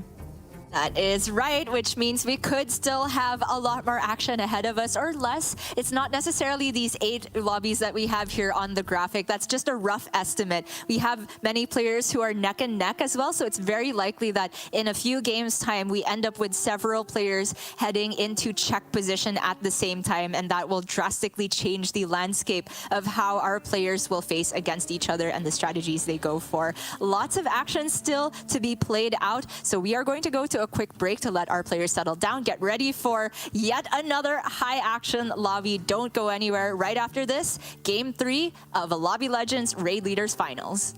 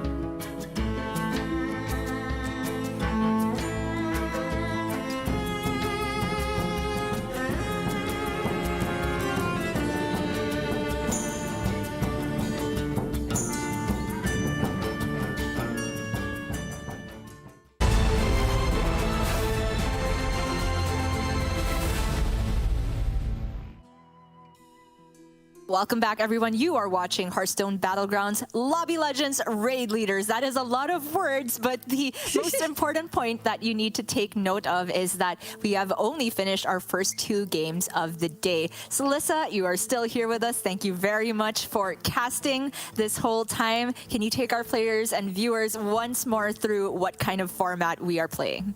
Yes, we are playing a check format, which is the first time we've ever done this in Battlegrounds, meaning we don't end after a certain amount of games. Normally it's like, oh, we're going to play 3 games or 5 games and whoever has the most points wins. No, what we are doing is we are having our competitors meet 2 conditions. Condition 1, they have to get to 20 points. Once they've met that condition, then they need to get a first place. So the first person to get to 20 points and then get a first place will win the lobby. That is right. And now that we have 2 games in the books, we are starting to have our front runners rise to the top here. 2 players tied at 9.5 points, which is roughly half the first condition met already. And we did have Kurt take down that second lobby already, I think, gaining himself a lot of fans, both for his play and his adorable cat whose tail shows on the camera. Nice framing if I've ever seen it. But Kurt is for sure one of the players that is perhaps less known among our top 8 to the main community here. I think that we ended up with a nice mix in our top 16 of some players who are more prominent because they've been streaming, or longtime community members maybe coming from different game modes as well, like Collins. But we also have a lot of new blood here. Kurt is one of those players that's been playing Hearthstone since 2015 in Constructed, but has moved on to Battlegrounds. So did you get to ask him any other information? Yeah, I got to ask him quite a bit about like his favorite comp and his favorite minion. He loves pirates, which, you know, automatically makes me a fan. Favorite minion, Captain Hogger. Favorite hero, Gallywix, which goes well with Hogger. And favorite comp is Exodia Pirates. But he also said that you can catch him on Twitch at twitch.tv/CapNCurt. CAPNCURT 44. So if you've become a fan of Kurt through these games, make sure you go check out his Twitch channel. Go give him a follow. I'm sure he'll appreciate it. And as we go into game number 3, we see Educated Colin with some excellent hero options. Probably going to avoid the Omu because of some rough situations earlier, but Tess and Scabs offered. Tess being quite a great hero in the lobby. Works well with Scabs, but, you know, obviously there won't be a Scabs and a Tess in the lobby unless there's a Sir Finley. No mechs, no pirates, and no Quillbore available. Yeah, 2 heroes that are very similar in their buddy effect and their hero power effect. And I noticed they even have this sort of parallel portrait here, each with the other arm raised there. But Tess generally considered to be higher power ceiling of a hero here, because in the late game, she can steal multiple minions when you have lots of gold available to you. Just press the button, you get to see your opponent's entire board. Pick any huge direction-defining minions or maybe additional Amalgadons, and then just be a better version of them. The tricky part of playing Tess, though, is navigating the early game. So what kind of style do you prefer to go for? I mean, with Tess, what you're trying to do is play a tempo-oriented early game just to be safe. And then once your opponents start popping off, you just start stealing what they've gone for. You're just trying to stay as safe as possible. You can steal some triples early because a lot of players will be going for the same early minions that are really powerful, but basically just trying to stay safe until you can start stealing all their juicy stats, their brands, their light fangs, whatever they have. And the fact that there's a Gallywix in the lobby is really nice because Educated Collins will be able to get some early tempo when stealing a Gallywix buddy. Also Kurt's buddy from, is that? Yeah, that's got Captain Crag. Yes, it is. Yeah, a lot of good. Oh wait, no, it doesn't work. Does not work, sorry. Refreshes your hero power, but like it's still something you can use with Test, right? If you want to get 2 copies of something your opponent only had 1 copy of on board, you can press the button as Test twice and get 2 copies.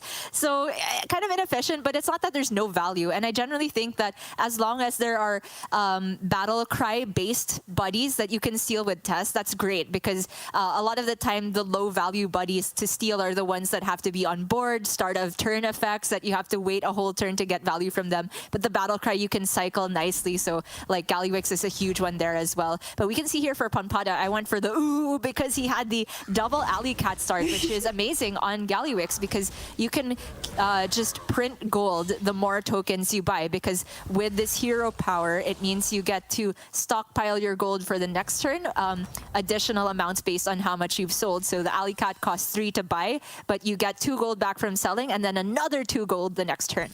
Yep, doesn't hit a token here, but we'll have a roll. And as we go over to Kenken, we see Kenken is starting to scale up a Wrathweaver.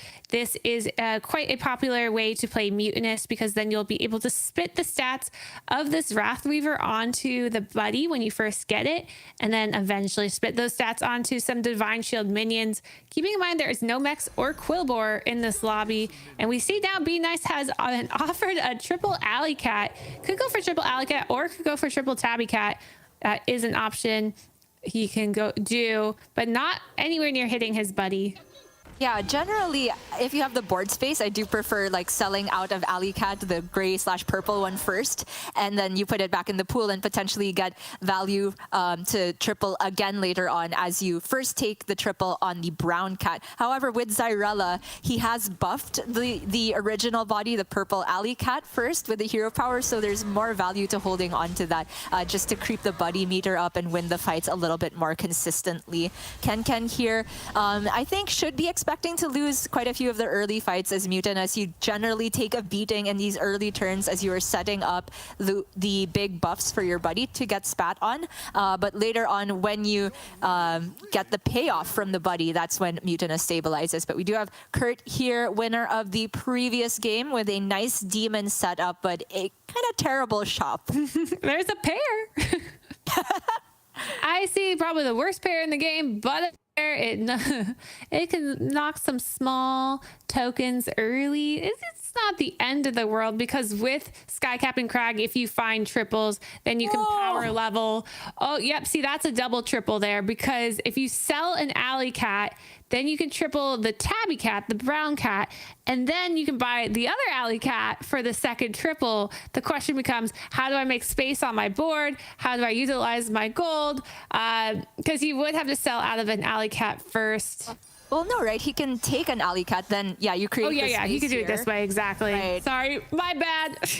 No problem. This is still, it still has its problems, right? Because I don't think he necessarily wants to triple into a 3-drop, which means that he'd have to hold the golden Alley Cat in hand, which is a lot of stats missed out, which means the next fight could be a little bit scary and also less of progress towards your buddy meter here. Yeah, he really wants to have the buddy by next turn. Mm-hmm.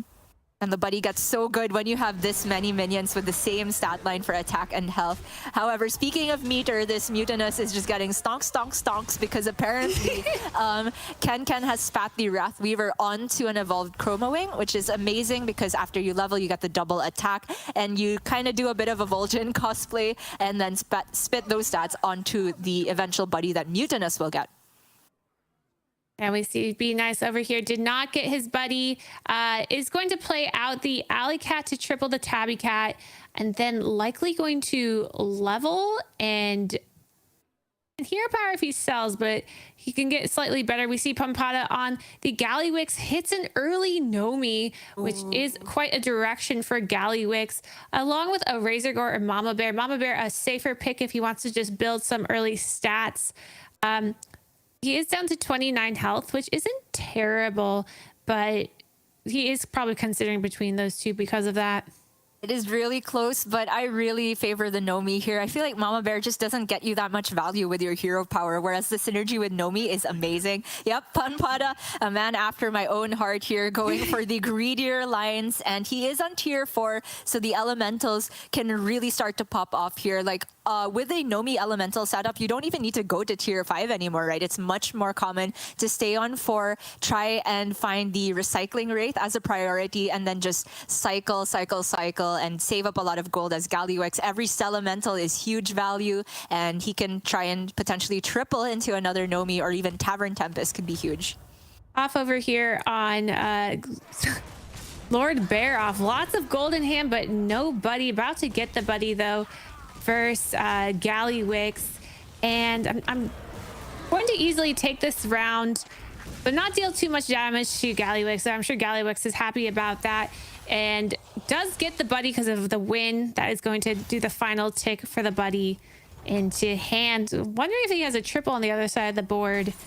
He does have two triples. Won't be able to level into tier 5 though for double 6, but will likely hold off because of the 31 health. He can't get put into the danger zone next turn. Oh, decides to go for a 5. Yeah, I think because we got word from Sottle that Hoff has won every single bet thus far outside of turn 1 where he didn't bother betting, which is obviously not a super safe thing to do if you bet on turn 1, so very reasonable still that he skipped it. And having that many coins meant that I think if he didn't buy anything else, he wouldn't even have gotten full value from the hero power. So this is kind of just like optimizing gold and also being a bit stronger for the next fight, which he knows he'll probably lose because it's a Daryl, but he can minimize the damage by taking triples. But he actually takes both of them here, going for 5 drops, not interested in aiming for Fellbat. Yep, he's still going to get a lot of tempo with this Mama Bear Cave Hydra. Has to spare a gold on rolling. Could buy that Soul Devourer in the shop, but likely going to hold off to use his hero power. Oh, he does go for it last minute. Hopefully he has the time. Does get the bet in. Goes for the Mukla win. We'll see if that pays off. Yeah, we see Zyrella did the double triple into double 5, hit the SI7 and a Crocolisk. Yeah, nice Avenge setup here. The buddy from Zyrella is one of the few ones that has a minion type attached to it, Baby Alec a beast. So that's some built-in synergy to find if you hit the Croc or the Mama Bear. Nicely set up from Be Nice. It's going to be a victory for him, but not too much damage applied to Bayou on the Mukla. This Tad in hand also means that Be Nice has some economy. Pretty good board state, decent amount of health. This looks like a game where he could realistically just keep power leveling. Gotta keep in mind too that Lord Baroff probably a little sad he didn't get gold that turn because he did bet on the Mukla. And over here we see Gallywix is starting to buy tokens. These Murlocs count as tokens. Getting Tad as another token. He's doing this because he has his buddy in hand and he wants to get as much value out of it as possible. Has a good minion to put the stats on in the Cyclone. Could do one more roll. And there's a Tad in the shop. Yeah? Or no, sorry. He's going to go for the Elemental, though. Oh, true. Yeah, there's a Nomi. I just remembered. And that is a pretty good one to get from the Tavern Tempest. Not going to take it this turn because he doesn't want to play down on the board. I do like having maximum spaces filled out, especially since he has the Matron that you want to keep getting value from with the Avenge effect. That Cyclone could potentially be a triple later, but right now it's all about surviving for Panpada. He did get the spike here because the buddy came online this turn, but he is in the danger. And we saw that Be Nice has a Croc and potential more scaling here, so this is definitely still scary. Yeah, we saw the Croc on the other side. We also saw the SI7. Some more Murlocs could be over there gaining poison. But this looking quite good, I believe, for Panpada with all that big minions in the front. Should be enough to give him the easy win here. I want to note that Panpada has maybe been taking slightly greedier lines because he is currently in 7th place with only 5.5 points. It's honestly not that huge of a gap compared to our tied for first place players who are at 9.5. There is a huge rift though between Collins on only 1. But Panpada here definitely trying to get himself more in the lead by going for greedier lines. Is it going to pay off though? The Croc does go in the Nomi. Oh, he lives. He lives because, yeah, the 3 health or 3 tier, so 8 damage, leaving him at 3 health. And a dream. Dream of the Gallywix. Over here at Mutinous, we got a big spit. The spit occurred onto some elementals and a selfless hero.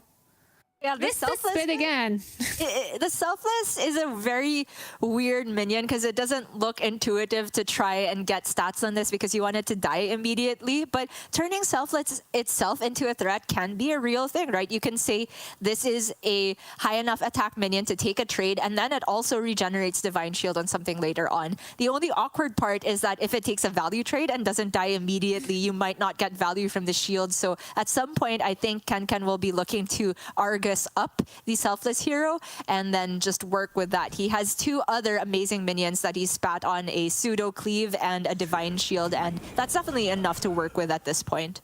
Yeah, so we see he's about to go into the Gallywix, and Gallywix just trying to maximize as much stats as possible. So will his full board be able to defeat the board of 3 massive minions? It's a bit scary because of the cleave placement. Will the cleave be able to take out a bunch of minions in a couple turns? Over here on Barov, some selections being made. Yeah, that we didn't get to see very much, but I do like that we're sticking with the Gallywix here. This is do or die for Panpada. Cleave goes on a high attack minion, so it dies straight away. That's good news for Panpada, but I don't think it's enough. Oh, the Gallywix just isn't getting there in this tournament.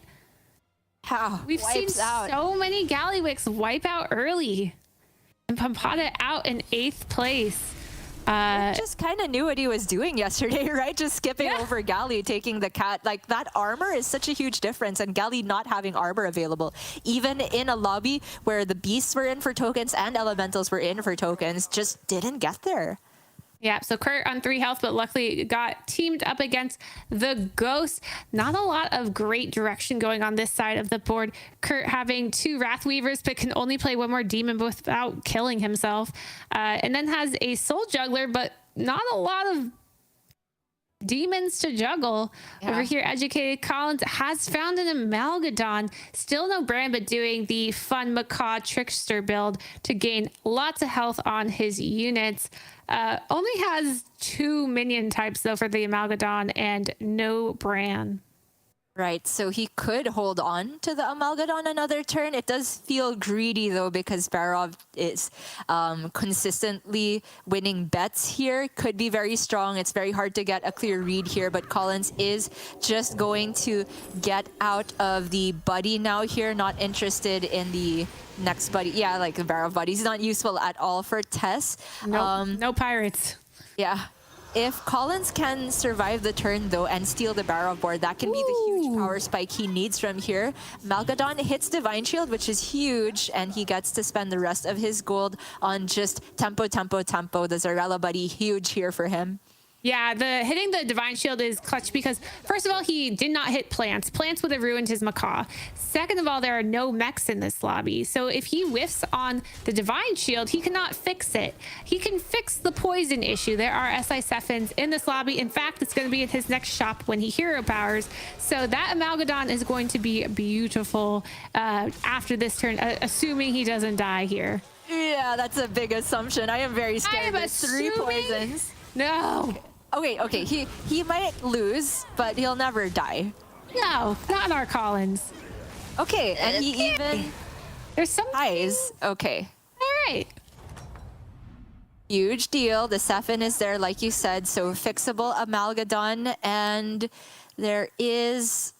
Was there anything else interesting for him in the shop? Like the Gas Coiler is a great tempo minion, but like you said, any other Death Rattle plays here ruins the Macaw and Trickster guaranteed synergy. Yeah, I think it was just the SI Sephins, and he might want to start rolling for taunts or something to just guarantee the Sephin will work.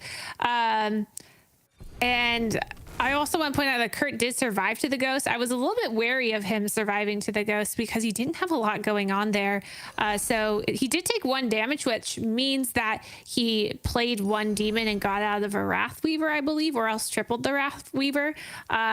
So 2 health and a dream over there with Kurt, and Collins now getting this SI Sephins online, just trying to get as much scale as possible, possibly looking at that Argus just so he can get, oh, sorry, he has an Argus in hand, trying to make sure units will die so his SI Sephin will give poison to as many as possible. He does taunt the Trickster, which means it could die and get sniped before Macaw goes off. But if you have a ton of taunts, then it's way less likely. Because if everything has taunt, nothing has taunt. Yeah, he might get out of the Macaw even here. I was thinking maybe over that other minion he sold here and play double Sephin, but sure, it still has utility here if there are multiple taunts, like you said. Crucial to note that last combat, Collins sold out of the buddy, even knowing he would very likely hit the triple buddy the next turn, not greeting or getting baited by that, and he is absolutely rewarded because he barely tied the fight here, didn't take any damage, and if he can stabilize here, this is a huge board to steal. Yes. There is a Bran on the side of the Sky Captain Crag and an additional Amalgadon. Yep. Yep, very enticing board for Educated Collins. He just has to survive. A lot of health just went on his SI Sephin, and it should be enough to beat out Kurt, and Kurt will be going down into 7th place after this round with only 2 health. It is just not going to be enough to beat Collins. But will he get the poison? No, he won't get the poison on the second Sephin, which is a bit unfortunate, but it's okay. He's got plenty. He is now into the top 6, which is the best scoring for Collins so far, and now he has on his way to get first because he has all these Amalgadons coming towards him in the late game, and he's going to have a Bran. Checking in with Ken here. Actually took very little damage as Mutinous early on. Has the potential to triple here, but clearly has tons of tempo. Do you think he should settle for a 5-drop, or should he be aiming higher with all of this tempo he's bought himself? Yeah, I mean, part of me thinks that he needs to be aiming higher just because we do know there's a test in the lobby, and that is quite scary to be going into, knowing that they probably are starting to accumulate Amalgadons. Going to be trying to get a big Devour going. Ooh, yeah. That is something that means that Ken is feeling confident in his board. Yeah. Thinks that he's surviving the turn. He's not going to take 30 damage. That's a confident play right there. Yeah, I think 30 is, pretty hard to deal at this point, but he could take a lot of damage depending on how much poison Collins was able to get from that second Amalgadon. But here, Ken just took a very calculated 50-50, narrowing down the board to 4, so that when he devoured the Selfless Hero, he had a 50-50 of getting the stats on the buddy here. And because it did land on the buddy, next turn when he devours it, he's going to get so much return on investment. Even if that buff lands on a poison that doesn't need the attack, the health is very relevant to keep even more threats alive. Over on Bayou's side, though, he has been scaling a very interesting board state. We have Hybrid Dragons and Goldren Beasts. Yeah, you don't play this comp often or something? I gotta confess, listen, nope. Dragon Beasts? What? I haven't lived, I guess. No, yeah, this is very interesting. He's just doing what he can with what he's given, and it's enough, and he's going to be able to take out... No, yeah, because he's on tier 5. Take out Baba Fat on Dancing Daryl.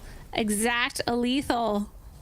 That's awesome. I gotta play this comp. Yay! I'm sure he's looking for a bit more direction the next turn. It looks like here that Mutinous took 16 damage. We saw that he was on 30 previously. Finds a triple in the shop. Is going to be going for a 5-drop and will likely be spitting this turn. We haven't got to watch a lot of that in this tournament, so very exciting. Yeah, the big spit is coming, but pretty interesting here, the ordering of the Wildfire Elementals, because he had an option, Ken, to play down the second copy of Wildfire before taking the third one and tripling it. And if you play 2 separate copies of Wildfire and then eat the buddy, you have a higher chance of actually landing those buffs on the Wildfire before you triple it. So I think this is a conscious decision from Ken here, where he says he wants to spread out the stats more on this board. He knows that by tripling Wildfire, it's going to be a big threat already in its own right. Perhaps he wanted more odds of landing the stats on the other buddy, which he absolutely did, or on the Bronze Warden, which has been a pretty good bumper this entire time, but he could turn it into a threat if he got more attack on it. Yeah, notice that he did get it onto his second Devour, so next turn is going to be quite juicy for Ken, being able to spit 77-42 more stats onto 3 more minions. This is the power of Mutinous right now. We see over here, Be Nice with oh yeah, the winning 3 Amalgadons. This is the type of board that Tess is looking to steal. I'm sure Educated Collins will be thrilled to face this as long as he doesn't die to it. This is a very scary board, and I'm wondering if he'll put in the Presser's Pyrespawn in the end, because he should assume that Mutinous is running a bunch of Divine Shields. Yeah, I'm sure he will. Not if he's over. I think he's overconfident. He's not doing it. Yeah. I mean, it might still be enough, but I honestly cannot tell for sure because we are looking at a Wildfire Elemental, which can 2-for-1 here, and a very cute Baron just as a bumper. Baron first, by the way. It's a very nice bumper. Yeah, I think the not playing the Prester is very scary here. Ooh, but that cleave is so all the bad. 1/1s go down. All right, Evil I think it's 1/1s. going to be enough for the Mutinous here. If the cleave goes off again, which it doesn't, It doesn't, but it's going to be a win for plants. The plants are the winners, and with 4 plants out, that's going to be 10 damage, leaving Mutinous at 4 health. that feels a bit scammy to me. I feel bad looking at that cleave killing 3-3 total in stats from Ken. Bit unfortunate, but he lives to see another day and he can still scale a lot from here because that second buddy can once again spit its stats onto 3 different minions on this board. He has picked up a selfless hero as well now, so that Baron is not just a meme on this board. It's gonna get some work done. And we're hearing that Tess has faced another Amalgadon brand, so has more Amalgadons, but did lose to the Beast Alagos hybrid comp. And I don't think there was much over there for Tess to steal. So a little scary for Educated Collins knowing that. And hopefully they will get some more Amalgadons to help face them off. Some big bits there, all going on the same minions though. So really we're a 3 minion Tracy. Yeah, we're 3 minion Ken here. And we saw his sour expression where he saw that it landed not on the Bronze Warden, which has been sitting there for so long, and not on the Baron either. So he hasn't created more threats. He has doubled down on the threats he has. But honestly, getting more stats on those really doesn't matter, especially on the poison minion, because this is not a high health minion lobby. It's turning into a poison battle lobby. So you want to spread your stats more evenly so that every minion can go toe to toe with every poison on the other side. Hoff here, though, setting up a pretty good chance of getting poison on the Amalgadon and ends with the Selfless Hero, but that's only 1 utility minion here and just kind of naked poisons on the rest. I feel like Ken can still take this care of his big Wildfire Elemental, which is golden. Interesting positioning here with the... Normally you'd put your lower health Murlocs far left and saving your higher health to the right, just guaranteeing more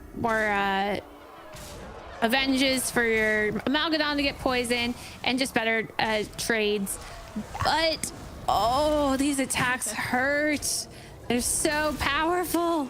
Yeah, that cleave actually means that Hoff is going out here from 12 straight down to 0 for exact lethal by Ken. We have our top 4, our top 3 in the books.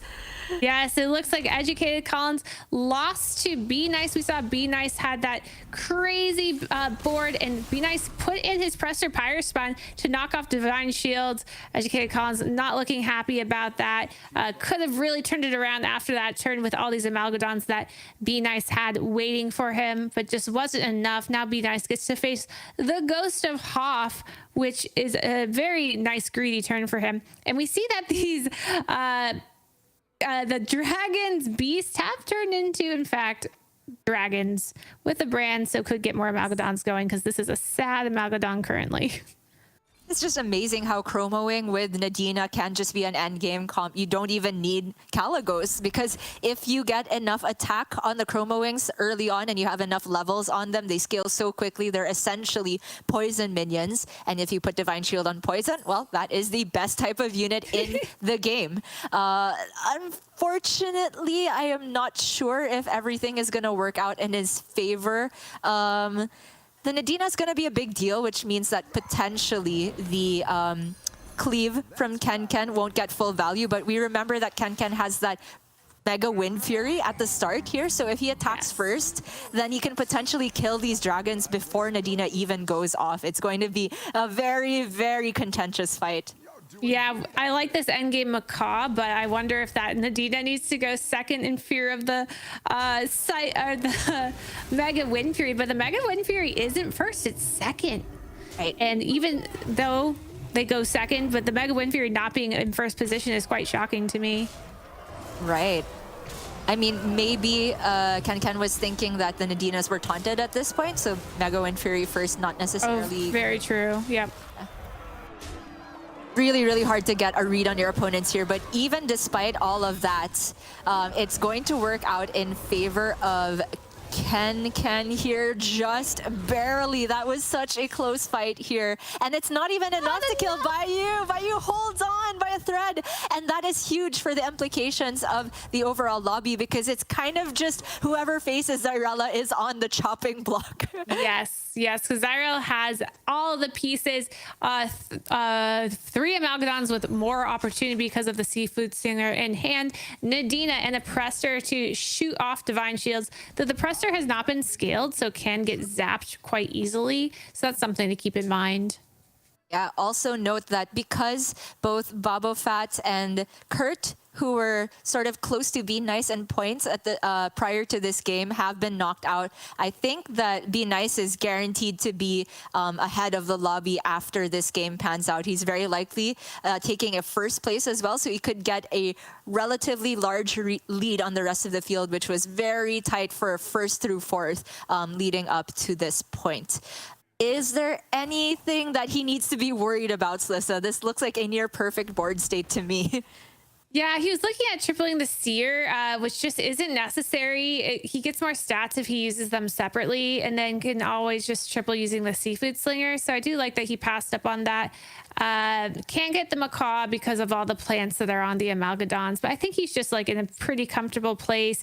He knows that he's the one with the Amalgadons in this lobby. No one else has them. He knows that because Mutinous is on tier 4, and I believe he's faced Mukla previously and knows kind of the board state over there.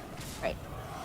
Like, the only way to maybe improve this board from Be Nice is to get higher than 7 attack on the Pyrospon to play around Zap a little bit, but that's really just thinking like the worst possible scenario. I don't think he even loses if he gets zapped, because he just has the Divine Shields and the Poison and the Scaling. He got to tier 6 very quickly, utilizing what Zyrella does best, right? If everybody is playing a bit slowly, nobody spikes early, you can use your hero power and super efficient economy to hit. Oh, sorry, I thought that was the ghost.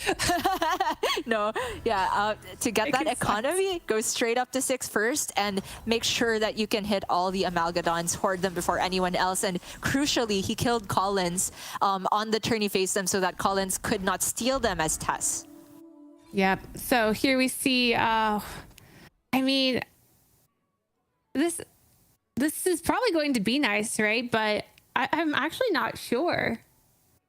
We are looking for the triple selfless here. That is what's going to improve his board. Be Nice can actually get out of his buddy to improve his board. It is a big, large minion, but doesn't have Divine Shield, doesn't have Poison. I mean, I also wanted to say that I thought Be Nice would just win the whole thing because he seems to have the Poison and the Pyrospon, but we were in a similar position like last game, right? Where it did end up going in favor of the other player. So it's very hard to evaluate without seeing the percentages that both players will have available to them. But you can see Be Nice is improving the board even further. He has a triple yet to be discovered. Second Nadina. Nuts. Yep, this is excellent for Be Nice. And I will say yesterday we were trying to maybe write off Zyrella, but I think she is back. She is still strong. We got a triple into SI7, which means we will have a possible Poison Murloc, which can help defeat those big dragons. Doesn't get that banana out last minute. Not the end of the world. Is this going to be enough to take on the Amalgadons, the Nadinas, the Prestor? The Ghoul going first is huge because the Nadina is relatively far back for Be Nice. So a lot of these Amalgadons will die before actually, even all of them potentially. No, never mind. Snipe the Nadina, which is not good for Ken.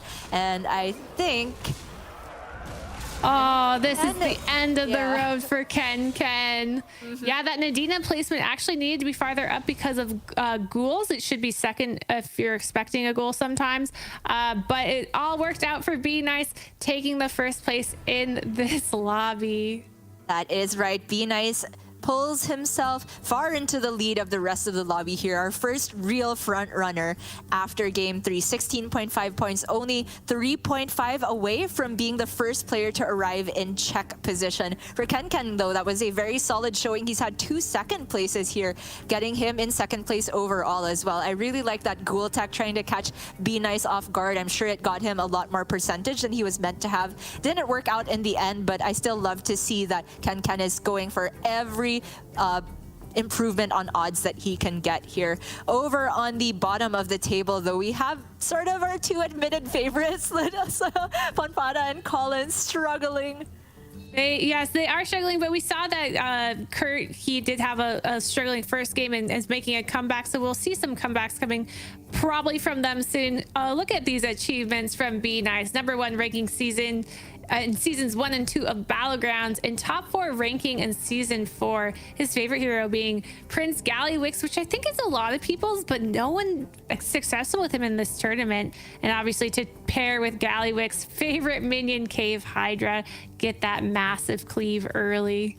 I feel like everybody's still stuck in a couple patches ago where Gallywix really was the uncontested triple S tier hero and the only one there. But with the armor, with the changes to the buddies, we can see, especially in this tournament setting as well, where everybody is prepared to punish you at the first sign of any cracks in the armor or too much greed, any small mistake, you can die. And Gallywix is all about surviving till that turn where you can start popping off with the brand and all the infinite money. Nobody's been able to get to that point because everybody's been punishing the Galley players. But that's right, we did get to highlight Be Nice as the front runner in the lobby so far, and absolutely just a very, very nice person and positive member of the community. He lives up to his name. Like, I tuned into his stream a bit a while ago and he was talking about how, yeah, it would be nicer if we had a larger sample size of games in the early part of the day, but he was saying that check format, even though it's really stressful for the players, he appreciates it because he knows it's going to be great for the viewers and the casters as well, and I love to hear that. Yeah, it is such a great viewing experience to watch the check format. So much excitement and cheering going on. And I'm sure Be Nice has a ton of people cheering for him, as we talked about earlier. Some of these players are big community members, other are new faces, and Be Nice is a streamer. He has all his fans in chat spamming emotes, and I'm sure they're continuing to spam and cheer him on to victory. That is right. And we have talked about the players at the top and the ones at the bottom so far, but there is a very tight race towards the middle as well. Bayou and Hoff just quietly racking up a consistent amount of points. They're still very much in contention to get to check position first. Just one first place can make a huge difference here. And even after someone gets in check, that is by no means a guarantee to be towards the end of the day. I can't wait to see when somebody gets in check how our players' attitude is going to change. Maybe one of the players that they underestimate can creep up there if nobody really puts their focus on trying to knock those ones down. And Slissa, 3 games into the day, how are you feeling? Energy levels all right? Oh, they're great. I'm very excited. It's keeping me awake watching all these fun, exciting games. You know, I've seen some long casts who have to cast a bunch of control v control, warrior v warrior games, and they're so slow. This isn't like that because this is just thrilling all the way through. We have players who were doing poorly in the beginning and just making their epic comebacks like Ken. We have our consistent players like Hoff, who's just consistently top 4 in 3rd place right now. Lots of action, and I'm just loving this casting experience. Hey, hold on, Slissa. Control Warrior mirrors in Constructed, you press your hero power button every turn. And in BG, if you can press your hero power button, you do it every turn too, most likely.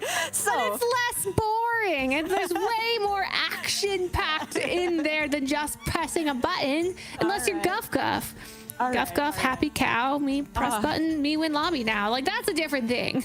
Something all Constructed and BG players can relate to is hating on Guff's power level at the moment, or just getting a bit traumatized by facing a Guff a bit earlier than you wanted to. But that is, of course, only our 3rd game of the day. Once again, we don't know how many total games are going to be played today, so could still be a lot more action here depending on how the points shake out. But we are going to go to a slightly longer break now, since we have had tons of Battlegrounds action, give our players a a chance to settle down, and for Be Nice in particular, calm his nerves because he's so close to getting to check.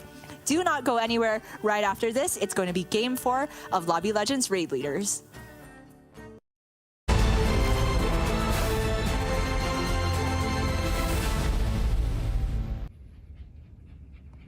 Hello everyone and welcome to the Lobby Legends Raid Leaders Totally Not Rigged Lobby Draw. What did I say? Hello everyone and welcome to the Lobby Legends Raid Leaders Totally Not Rigged Lobby Draw. I am Alex Barhorst, aka A-Bar. I am the product manager for Hearthstone Esports.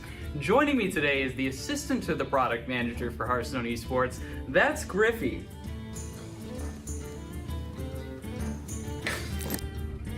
So what we're doing today is we have 16 competitors who made it through the qualifier portion of our Lobby Legends event, so we need to separate them into 2 different groups. So we're going to draw balls from a cheap plastic ball machine that I bought on the internet, and if the number is even, then you're going to go into Lobby A, and if the number is odd, then we're going to put that player into Lobby B.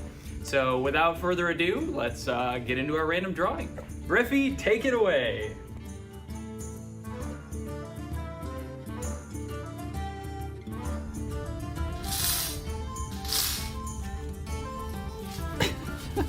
Our first player we're drawing for is Educated Collins, and he is number 12. So even will go into lobby number A. Number A.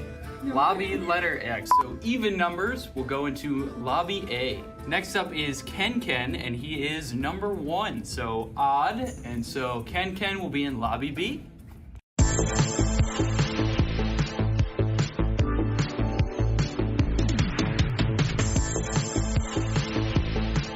Isn't this exciting, Griffey?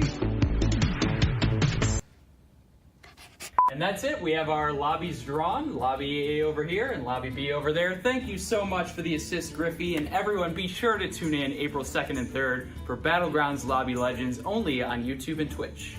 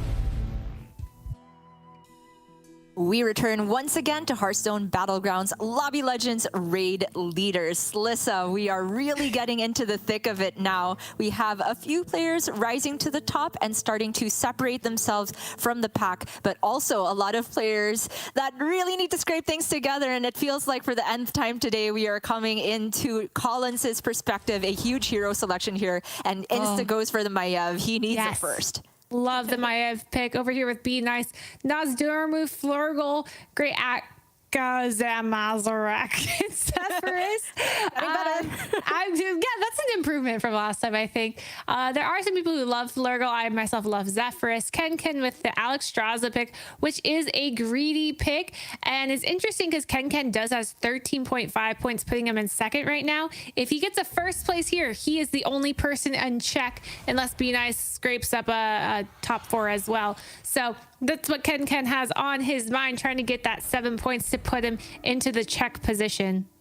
That is right. Be Nice currently at 16.5, needs a 4th place and can also go out in a tied 4th and 5th and actually get 20 points to his name after this game. So it is very possible that we have our first player in check after this game. This one is a crucial part of our proceedings today. Panpada, another player who is towards the bottom and needs a miracle. So he's also taken a hero that has a very high power ceiling in the Silas, or rather that's the choice from Finley. Tier 3 buddy, so no like huge benefit to getting the Finley based buddy, which can accelerate it if you go for a tier 4 hero. However, this is still a decent choice, and as long as he gets enough tickets going there, he could go infinite later on. So keeping in mind that what I was just saying earlier, Kenken and Be Nice are the only 2 players who could put the lobby into check after this game. Hoff is in 3rd place and only has 12 points. And so he did need 8 points to put the lobby in check. So unable to do that this game. So keep your eye on Kenken and Be Nice. If Kenken gets a first, Be Nice gets a top 4. We will be putting the lobby into check. So they are going to be players that we are watching this round. And we see a good start for Be Nice with the Murlocs. Yeah, not quite in the order he wanted them, but still a decent way to get things rolling. And we see him go for a rather conservative hero choice here, Akazamzarak. That one is very much capable of taking a top 4. Just hitting an ice block generally can get you the time you need to live one more turn and have everybody else around you wipe out in the bottom 4, but Akazamzarak with the Murlocs in is also capable of scamming a bit. There's also mechs here, so fixable Amalgadons on either side, and if he does manage to get into that position, then getting that Buddy and Baron can even give him first place potential. Over here on Hoff's side though, this is another player who's pretty close in contention for the top. He cannot get the lobby into check this game, but he's at 12 points and very close, trailing behind Kenken. Yep, and he has either a pair in the shop or the opportunity to level on curve here. Also can consider buying the pirate for leveling next turn. I'm not quite sure the math works out great. But, you know, obviously he's considering that. You always have to think of your economy when you're playing in these high-level games. Goes for the pair. I want to talk about a little bit about the Scamizerac a bit because sometimes he's great, but he can really fail in lobbies where there's a Tess and a Cutter Butter because they just steal the secrets, and then they're just way better than you because they have your secrets plus more. So Be Nice is very lucky that there's no Tess and no Cutter Butter in the lobby to do that to him. Yeah, that's right.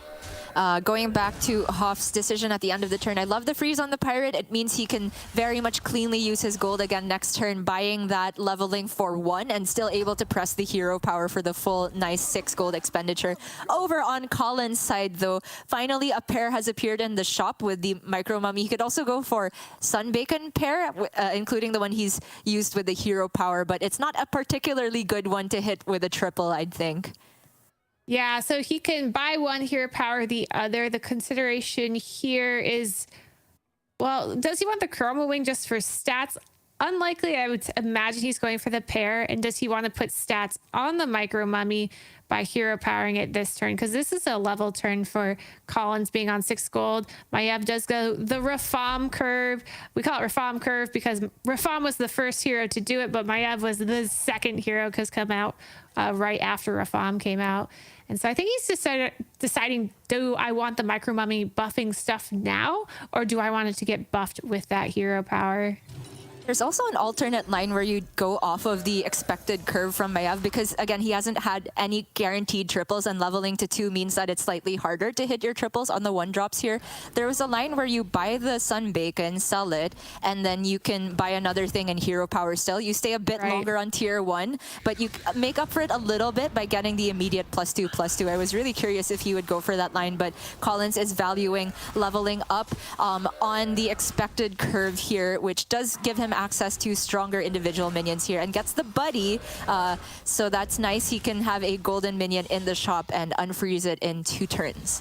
Yep. So normally he'd be looking for a triple this turn, but now he doesn't need to necessarily hit the triple this turn because he can just hero power anything, including money in the shop. So he'd either hero power money in the shop, or he could deck swabby level roll to try hero power 3-drop that has more value in the game. But this is just a good minion to hit. It's 6 gold, and I know that Collins is going to value that economy. So very good hit for Collins here.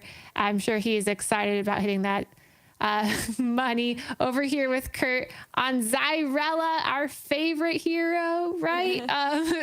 Not getting too much going yet. There is a pair in the shop. He has this opportunity to hero power it, sell, and level, which he is going to do. There was some temptation to stay down with the mech in the lobby because it does add attack to 3 of his minions, but decides he needs to stay on curve with leveling. He cannot fall behind the pack. Yeah, Zyrella going for slightly delayed from standard curve here, can still go for a sort of Jeef curve-like effect where every time you level, it's going to be 1 gold short of your total gold that turn. So you're still able to sell and then press the hero power and improve your board incrementally while also power leveling, which is where Zyrella usually wants to be. If you don't hit premium early minions, though, she can take a lot of damage, but we see that Kurt hit the Micro Mummies and the Pup Bot and also the Murloc that scales its attack, so it's quite good. An exciting turn for Yogg. Hits the Yogg, doesn't level first, which I'm curious about, but goes and gets the 3/3 stats of that shuffle. That should give him some confidence in leveling here. He could hero power after going for the 2/3 Murloc to buff up his rock pools already on the board. Yeah. He would have to hit a 50-50 there. A triple for Pampada, Captain Hog, or Tony Two Tusk, and Baron. You know, you love to see some pirates in the shop. You wish you could pick them both.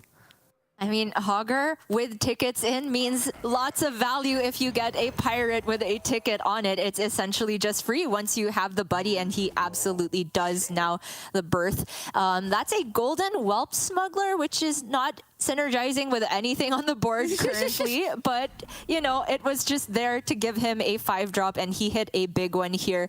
These are powerful 4-drops with tickets on them, but he doesn't have the money, and I feel like next turn they're a bit late, so I don't think it's worth it to freeze.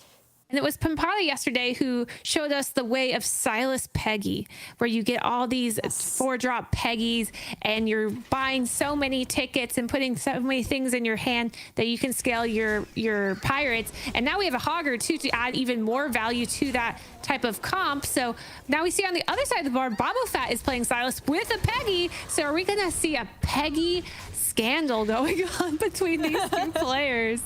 A scandal?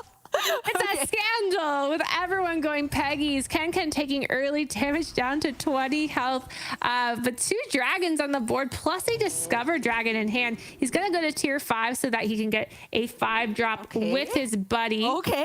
Finds Terror, goes to prize Promo Drake because he has 2 Promo Drakes in the shop, so he'll be able to discover a 6-drop with that. So many stats are about to be on his board right now, and I would not want to face him next turn.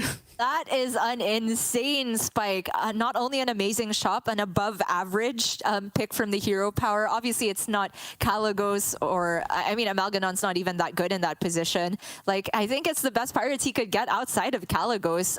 There was a consideration to look at the Murazon just because he could have hit a pair with the Veilastras, but I definitely agree. Just make sure you get the guaranteed triple and the immediate scaling on the Taragosa. It's looking to be a very solid stabilization turn for Ken, not even in the danger zone yet. But over here on Kurt's perspective, he is a player that started off very well at the beginning of today, but has fallen into bottom 4, needs a big result as well to try and keep up with the players that are almost putting the lobby in check. This shop doesn't seem amazing though. Is he going to hero power the Menace just to get some slight improvement on the board and get the value from the buddy? Yep, he's played it in a way so that he could buy the mug and get the replicating menace. It does put him down a minion, but he is making his buddy a lot stronger. So he has a good board, and we see Mutinous over here has put all their stats onto their buddy, which means we are going to have a big spit turn coming up, which I know everyone's looking forward to. Silas on the other side, though, does have double Peggy now, so we will see some Peggy action this game. Ooh. And he's going to do some big damage to Bayou because he has not got that spit going yet, putting Bayou into the danger zone, but Bayou is going to have a chance to turn it around this turn. As long as he finds good minions to hit, he has 2 decent ones, the Selfless and the Putt Bot. Gem Splitter is nice, but is he going to use 3 gold on that when he could use another Divine Shield minion? I mean, I'm tempted by this shop because he could put the Argus on the Selfless straight away as well. And so you can almost guarantee that the Gem Splitter at least gets 2 gems per turn, which is, I think, more than enough here. And he really cannot afford to greed from this position because that was a very unfortunate pan out from the last fight for Bayou, where his 1 threat on board went straight into the minion that could kill it right away, didn't take any value trades. So he's taken, I want to say, above the average damage there and has fallen into the danger zone because of it. Argus positioning, I think, potentially only Selfless, but he could double taunt Selfless and Divine Shield here. It's close. Yeah, and we did get to check out Ken for a second. We knew he was on the Alexstrasza with the triple available, and he was able to triple into Caligo, so did hit a good minion there. His direction is quite clear. So Ken about to pop off with that triple promo Drake and the Caligos. Over here on Kurt, he has tripled as well into Pran Kangor Tony. He has a lot of mech stuff going, so I do like this Kangor pickup. He is going purely for tempo. He's not going for greed with the Bran because he has such a direction with these mechs and health. This will allow him to level faster. If he took the Bran, he'd likely have to stay down to try to build up some stats, but with the Kangor now he can level and try to triple into an Omega Buster, or maybe just go find it on tier 6. Yeah, I agree. It's one of the few situations where I think Bran is too greedy here. He has too much of the board invested into the mech direction, which is like one of the minion types that benefits the least from Bran. So is just trying to play down for tempo here. Is it going to be enough though? There's a lot of health and still a Divine Shield remaining here, but that Deflecto bot is putting in major work for Kurt. Yep. As long as it gets to hit twice, which it will because the egg has no attack. So he's just going to take damage again. Yeah, he's almost dead. 2 health at the end of this. 2 health. He already did his big spit turn, so now he has going to be adding in small minions from there.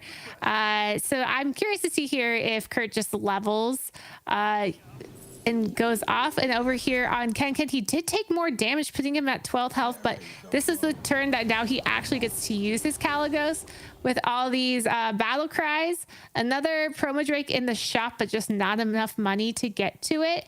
And we know he's facing off for Kurt, who was the Zyrella with the mechs. So that is what we're going to be facing off there. tripled into a Kalagos, didn't he? Because he was still on tier 5. That's huge with the promo Drake. So he gets that double scaling from the battle cries and also the Terragosa. Be nice here on a very solid Murloc setup here. He is really a 7 away from the recipe for success here, because Poison Scam is a very powerful thing to do with Akazamzarak. You can regenerate so many shields, and there's mechs in the lobby, so not the greatest way to win with Poison, but I think this is a very solid security for top 4. Yeah, if you guys saw, Be Nice is one of the fastest pickers in the lobby when he picks his triple. So you didn't even get to see the other two, but he picked the McGurgle. Likely there's no stuff in there, but that is kind of his play style. He just auto picks and goes. We see the Golden Peggy over here with Pampada, but Pampada only has 9 health. Is about to first off versus the Silas, who also is doing the Peggy Dream, whose Peggies are the ultimate Peggies. We have our Peggy face off. Is this the scandal you were talking about? This is the scandal. Look at that Peggy versus our Peggy. Oh, yeah, that's pretty scandalous. The question is, can Pampada survive? 9 health? I don't think so. This isn't going well for Pampada. The Sefin has to die. Oh, yeah. No, it doesn't matter. There's still too many stats. Oh, no. Pampada wiping out on an 8th when he was already 7th place prior to this game. The dream of getting into that 20-point check position is farther and farther away. But hope is never lost. As long as there's a game to be played out with this very unique format, you can win the entire thing with 21 points and have somebody else at like 40 points, but no first place. That is correct.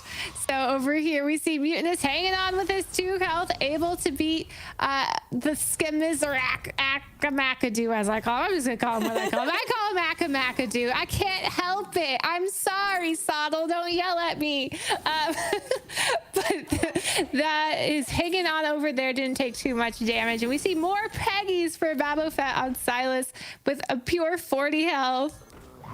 And Babofet's doing what Pampada did yesterday. He has 3 Peggies, only 2 of them golden, but there is the possibility to find a Tony at some point. And even if they're not golden, this is still a lot of scaling. Just buying every ticketed minion, playing for tempo here. Again, with the Buddy of Birth, every ticketed minion gives you 1 gold back after you buy it. So it essentially only costs 1, as you can cycle it out with a sell. And then when the birth is tripled, you get 2 gold back and essentially can go infinite, which is huge with Peggies. You just get more and more stats every time you buy it, and they don't even cost anything. So it's a big deal as to whether Babofet can get that triple birth next turn. But over here for Collins, this is looking like the big win he needed. Yes, this is the dream comp going on for Collins. He has another golden pirate in the shop from his, like that's where we left him, right? Is it still just sitting there, or is that a new one? I believe that's a new one. A slinger in the shop, golden brand, amalgadons galore. This is just spicy. He's going to be able to get his golden minion from his hero power next turn. Or did he play the brand prior though? Because yeah, he played that minion before. Right, and that means the next time he uses his hero power, it's gonna wake up right the turn after. In fact, it's overkill with the golden brand. You should get it this turn. Come on, fix it. Yeah, it's double, triple, whatever. But yeah, this is looking like a spicy board for Educated Collins, and Kurt is likely scared of what's going to happen going on for Collins over here. Kurt going into the fun amalgam comp where you have divine shields generating gems and your agam used to scale your board, but he just hasn't gotten enough stats currently to beat out what Collins is up to. And Mutinous is out to Ken on the Alex Straza. Just wasn't enough. He just took too much damage early, unfortunately for him. And Maiev will be out. Kurt, Educated Collins now into the top 6. And that was a pretty powerful board for Mutinous, but I'm assuming maybe Ken found a Pyro Spawn to try and counter all of those Divine Shields. Is something you should be looking for when playing against Mutinous. No Pyro Spawn though, so you just kind of outstatted, or there was a Pyro Spawn and he sold out of it for this next fight. I'm not quite sure. But for Collins there, that fight was huge because his two Amalgadons at the start of the combat were taunted but not poisoned, so he's really hoping that the Buster would die first there, and it absolutely did. Landed the poison on one of the Amalgadons, so it's fixed now. And that's a lot of money for Hoff. Big roll on the Yogg hero power. Lots of tempo, but how can he capitalize? He also has a Seafood Slinger here, so he's looking for some Amalgadons of his own. Yep, he has a Caligos, but only one other dragon, and he has quite the menagerie. And if you look on the far left side of his hand, he has Agam with Necrolite, which gives a ton of stats. But if you can find Bran, it's going to give even more. And he has the start to a good menagerie. Going to be able to get a golden primal fin. Still no Bran yet, though. Still going to give him some value in gold and a triple. Yeah, Primal Fin is still huge here. Oh, that's an Amalgadon, and then every... Another Amalgadon! Oh, wow, that's huge. Somebody's contesting Collins here now. No Bran, but a lot of minion types. Does he land Poison or Divine Shield? Neither. Oh, yikes. Either. But he is about to face off versus Be Nice. Be Nice still has an Ice Block intact, and he only needs to get 4.5 in order to put the lobby in check. So if he ties for 4th, 5th place, Be Nice put the lobby in check. So Hoff really needs to be able to knock off Be Nice's Divine Shield so that Be Nice isn't on his way to victory. Or not his Divine Shield, his Ice Block. Same thing. Yeah, same thing. Hero Be Nice with face Divine Shield. Yeah. Very clever setup here, playing down a minion because he's using the Khadgar interaction, which you do require there to be more space on board to get the full value from the splitting image here. This auto defense matrix not really doing that much on the first one, but we'll see what the rest of the secrets are. He really needs Venom Strike trap more than anything. Yeah, no redemption for his buddy. Just a redemption for a snake. Yeah, the board space didn't allow it on the buddy. So Hoff, little does he know it, but there's a potential that he is saving everybody else from being under threat of check. But we don't know how the fight resolves just yet with Akarzam Zarak. He is infamous for scamming and taking a lot of time with all the secrets proccing. A little bit of early information on the left-hand side. We see Ken and Kurt do go out in 5th and 6th, meaning Be Nice has secured a top 4. Ooh. Meaning he will be putting the lobby into check. The only other player who could put the lobby into check this turn was Ken, and Ken is out, therefore he will not be doing so. So after this game, after this lobby, we are officially in check, and Be Nice, if he gets a 1st place, will win the first Lobby Legends. Wow. It could come down to the fastest possible outcomes, Lissa. We have one front runner and only one person with the lobby in check. And honestly, from Be Nice's perspective, the exact pan out of this game doesn't matter to him so much, but you can also potentially think, who is his next closest competitor? Because for Be Nice from this point, it only benefits him for the closest person to being the second one to check to keep farther away. So from Be Nice's perspective, he would love for Collins to take the win here, since Collins is so far down towards the bottom of the table.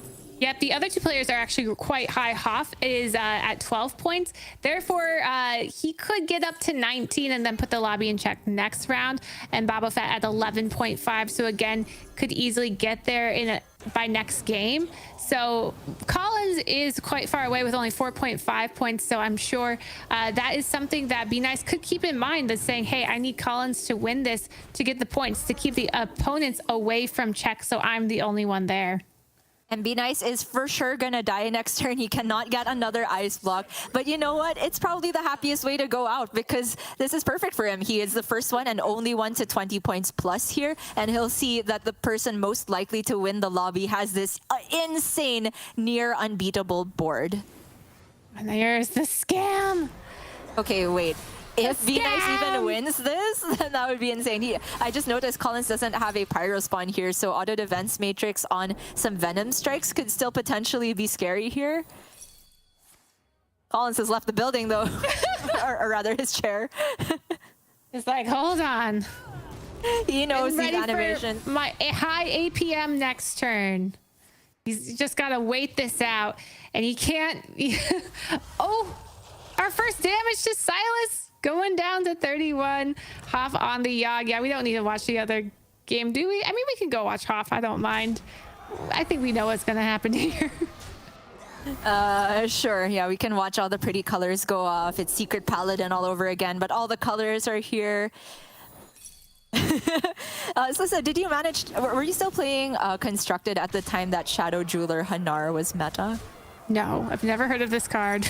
Okay, it's a rogue card that every time you play a secret, you can discover a secret from another class as well, and just keep the train going and have the rainbow Christmas tree on top. It is just like Scamzarak. Oh, some crossover gameplay there. Yeah. We see a lot of, this is why the scam is in name, because we have so many poisons on our side, but it's just not enough divine shields. And Be Nice is going to go out into 4th, not 3rd, because we saw Boba Fett and Hoff. No one died over there. So Be Nice with that loss, but probably pretty happy because he has now put the lobby into check. Literally the best loss of his life. Like, some people say, oh, this is a good loss, I only took 5 damage, and I'm like, no loss is a good loss in Battlegrounds. You just want to win every single time. But I've seen the exception now. Be Nice is the only one with the lobby in check, and the strongest person in the lobby is the one that's farthest away from catching up to him. It's the perfect situation. He's maximizing his time to try and get that first place, but we don't know how our players are going to react to it. And for now, Collins has to focus on making sure that he can truly seal this lobby right. There was a chance that he could get scammed a while ago because he didn't have the pyro spawn, and he currently still does not have it. Yeah, but he has a lot of money in hand and not a lot of time because he had to face the secret hero. So he has to work as fast as possible, making the most optimal plays with what little time he has. Just trying to buy every battle cry possible here. Seafood Slinger has been discovered. I mean, yeah, I wonder if he even has Prester on his mind, but we know that the Yogg wasn't terribly strong, so it isn't a concern very much this turn, especially with the double golden Caligos. Yeah, this is just infinite scaling for Collins, honestly. Oh, a Divine Shield in the shop! He has one Amalgadon that needs it. It's a beautiful way to end this turn.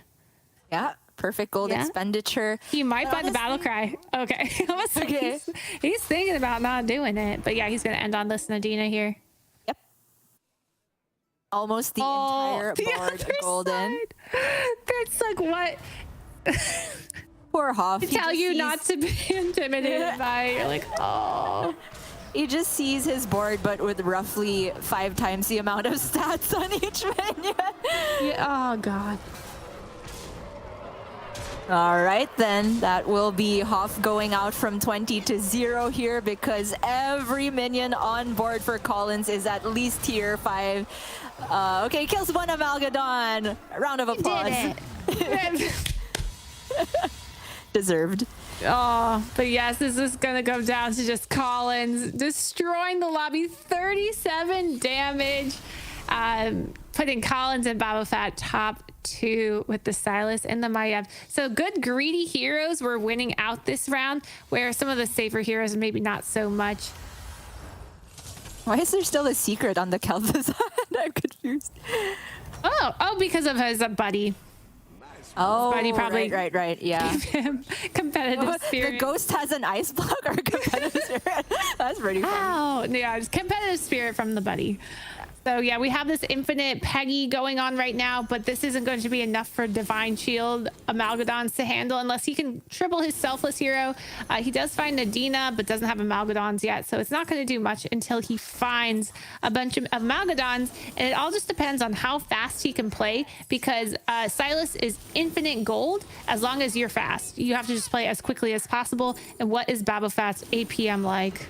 Yeah, but I wonder how many Amalgadons are even left in the pool here, and even if you were to hit them, only 2 minion types online.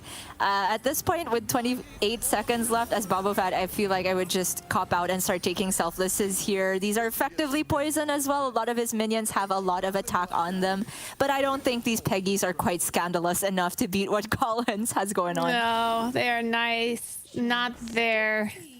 He has to decide how he's going to end. Is he going to sell out of his buddy? Probably needs to, but he's just waiting to the last moment to do so and then end on some tech cards. Puts it the Zap, trying to get through to the Prester Pyrospon or a Nadina.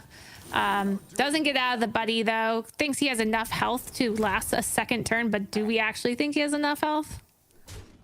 I don't think so. This could be like 31-0. It's very realistic. I think all of these are 6 drops and they have Poison Divine Shield. Okay, 1 Amalgadon goes down. 2 Amalgadons go down. 3 Amalgadons down. 24. Okay, he's alive at 3. Just barely. He did have 1 extra turn with the buddy, so he was correct in his play. Okay, 90 seconds. Is he gonna give up? There's no he's giving not. up in Battlegrounds. No. Doesn't have a lot Never. of space. He just burns his prize. He did. So that does hurt a bit. It doesn't do all the Peggy stuff because it got burned, so nothing went to hand. But he just has so much money. He just needs to sell and just tip Bob $1 million gold. I got the prize that time. I mean, tip Bob for the next game, right? There's still a lot of Battlegrounds to be played out. Lots to go. Exactly. Okay, while we see Babofat kind of going through the motions and enjoying the numbers going up, we can sort of talk about the implications for this, because we already know that Collins is going out with 7 points this game, and Babofat is going up with 6. So that would put Babofat to 17.5. He's within contention of also getting into Czech, just kind of close to Ken and Hoff in that regard. So even though Be Nice is currently the only player with the lobby in Czech, there could be 3 or more players joining him after that, and then Collins will go up to 11.5. Amalgadon! Oh! Dream! Yeah, so he will be putting the lobby in check. I do want to point out too, we were talking about how Be Nice is the only one who's put the lobby in check. He's also our #1 player for the most amount of first places. I think you can win this thing. That means that he is very much comfortable with going for the big wins when he needs to. Like we saw him here going for Akko Samsrak, which is very smart for his position going into this game, which he knew he just needed a top 4 in order to make sure he can get that first condition of the tournament satisfied. He absolutely has now, and being the first one in Czech without anyone joining him means that he has a lot of leeway. But now we get to see exactly the thing that we've been hyping up, Slissa. How do people adapt? How hard are people going to grief Be Nice towards the end? How nice is everyone going to be nice? I don't think they're going to be very nice to him, and I wonder how nice they'll be to each other, though. They might be nice to Pampada. Say, hey, I'm going to slough off this. I'm gonna put all my high attack minions far right and let you win this out so that you can, be greedy and get first place this game, so Be Nice doesn't. That's another thing you can do, is just be nice to the players who aren't in Czech contention. We have 3 players in Czech contention: Babo, Hoff, and I missed the other one. Ken. Yeah. It was Ken. And again, Be Nice, our only player who has put the lobby in Czech, just needs 1 first place to end the day. That is right. This day is not ending until we get a champion with a first place to close it off. It's going to be ending on a high no matter what. But I think it's just the calm part of the tournament over now. Be Nice is going to have a very long road ahead of him, because players will know that he is public enemy #1. He's going to have a target on his back. I am so excited to see how it pans out. This does feel like it has been the most one-sided end game out of all the lobbies we've seen so far throughout the whole tournament, which you can see why people value Maiev so highly. She is picked a lot, but definitely a hero that skews the most common placements into first place or 8th, because if you don't manage to get into a position where you get all of those 6 drops, if you don't stabilize early enough, you can very much likely die before you get to those power spikes. Babofat, though, just kind of saying, I mean, how the heck am I supposed to beat this? this, and you just don't. I'm sorry. No, you don't. And I think Educated Collins, first of all, notice that he did this with 32 health, which is really not seen a lot with Maiev. We always see Maiev going below 15 health and dying, but he had that early buddy that hit the pirate with gold, and I think that was what sealed the deal for him. He had so much early economy, which is key in these high MMR lobbies, keeping your economy high and just in a good position. So I think that was the turn that Collins won it, honestly, just hitting the pirate. That's right. And it is doing wonders for his morale. I think we could see the difference of his expressions on camera over the past couple lobbies. He was getting in full focus mode and getting stressed out. He even took off what you said was the best dressed jacket from the HGI Invitational to make sure. Yeah. It wasn't working this time, but something is clicking now. He had that big smile and his iconic laugh. I think anybody who knows, who has watched Colin's stream knows what I'm talking about. And even though he is still at least 2 games away from getting to that 20-point threshold, the hope is returning for him. And I'm hoping for Panpata's sake that he can also have a miracle run and try and get in line with everybody else who is so close, trailing behind Be Nice. Lisa, this is getting so exciting now. How hard do you think people are going to grief Be Nice starting next game? I mean, I feel like they will, but at the same time, it must be hard to grief someone with the name Be Nice. He's like, what are you doing? You should be being nice to me. And I know he has a ton of fans watching right now cheering for him. So, but I do think, the competitors have to grief Be Nice. They have to be nice to Pampata and those players who haven't put the lobby in check yet to give them the best opportunity to get a first place so that Be Nice can't get a first place. So that is something to keep in mind. Plus, we have 3 competitors who are on the brink of their own check for themselves, so we could be getting into, if Be Nice doesn't win it here, next game is going to be even more thrilling. That's right. After this break, we are entering the bona fide second phase of our finals here. The check format really going to start showing its true colors, so do not go anywhere. Right after this, Lobby Legends Raid Leaders will continue.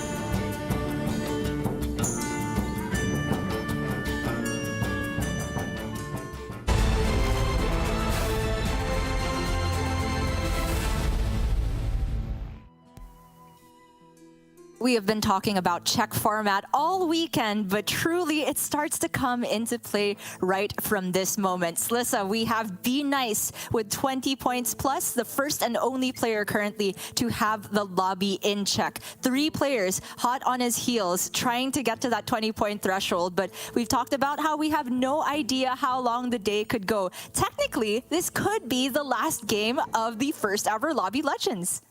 I hope it's not, but it could be. We see Be Nice has hit Elise, who is a first place hero. Not sure what other heroes Be Nice had. We had a little bit of a whiff there, but Babu Fat, who is in contention for putting the lobby in check next turn, he just needs 2.5 points, so not a lot. Just needs to get above a sixth place. He needs to get 5th or better.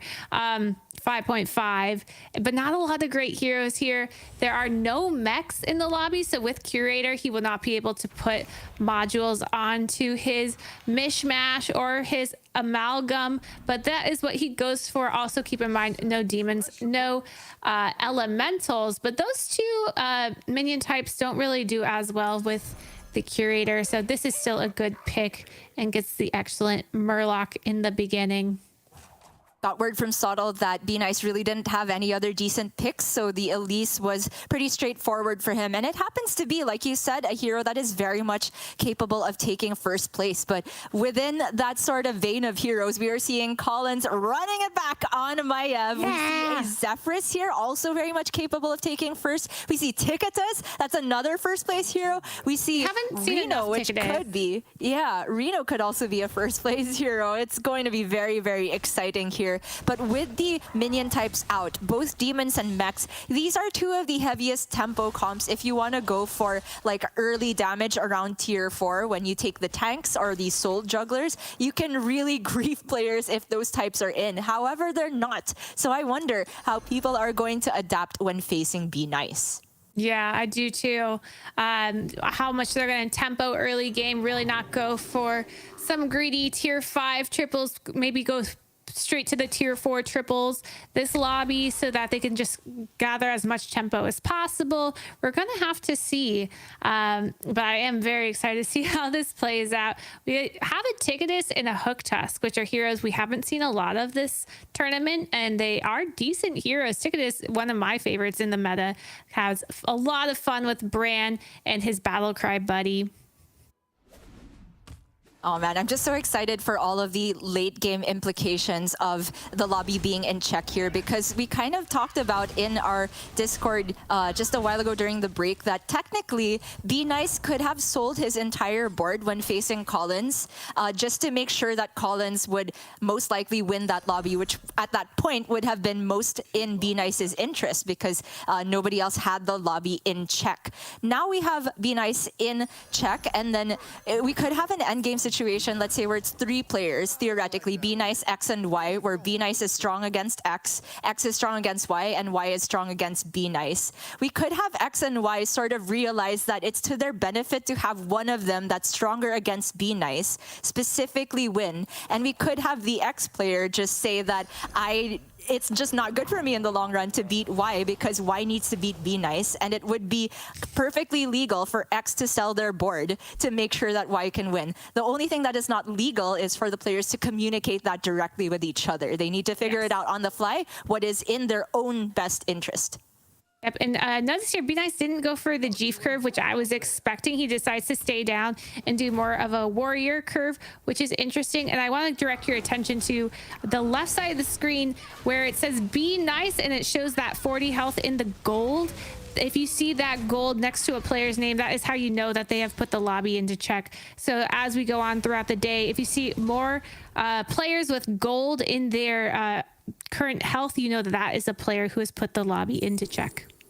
All right, we see Ken here with the first Dark Moon Prize Discover, and he has actually gone for the very rarely seen 3-on-3. He's going into 6 gold with already being on tier 3. What do you think about this? So Ticketus is one of the heroes that you can do 3-on-3. So when we say 3-on-3, that means you're leveling to tier 3 on turn 3. And the reason you can do it with Ticketus is because you do not need the buddy early. This buddy you usually do not use until turn 8 when you have the opportunity to get a turn 12 prize. So you don't have to force tempo to get to an early buddy. You can just be a bit greedier and go for this 3-on-3. It's not seen often, but Ticketus is one of the only heroes that specifically waits till a certain turn to use the buddy. You might see with Skycap and Crag as well. As for the way to spend the rest of the goal, wow, it's a 4-on-4, listen. It's a 4-on-4 situation. The greed is beautiful, and I like that he did it not into Be Nice. I think he's been avoiding Be Nice, so he's been able to do it, and I bet if he were to face Be Nice, he would have had other plans. I mean, it depends though, because it's also hard to sort of say that, okay, I'm going to be the player to grief Be Nice, and it sort of becomes a game theory thing of where if you're the only one who griefed them, you did a favor for the rest of the lobby. You're not necessarily advancing your own points. Maybe you just gave other people time to earn their points. So it's really weird that the rest of the lobby sort of have to have this silent agreement of maybe trying to bully Be Nice a little bit when they face him, but not to the point where they are deleting their chances against the other players. But we are constantly going to the perspectives of who is facing Be Nice, because I'm so excited to see if any one of them is doing anything special to make sure that Be Nice cannot win. There's nothing in particular though about high tempo that we've seen. Hoff here very likely just going to level again with the Warrior Curve. Do you think it's worth taking one of the pairs? So it was a really interesting turn for Hoff, because what happens with Reno is you're staying on tier 1 to force a triple, and he didn't even have a pair. So it was this weird stay on 1 without even a pair. And now we're seeing our first sets of pairs. So some people would just stay on 1 an extra turn to find the triple, but because he couldn't even get to a pair, it was really unfortunate. So he has to go for the double level play here. And he needs to honestly just like find something quickly, because, well, he does have a lot of health. He has no pair or triple opportunities here.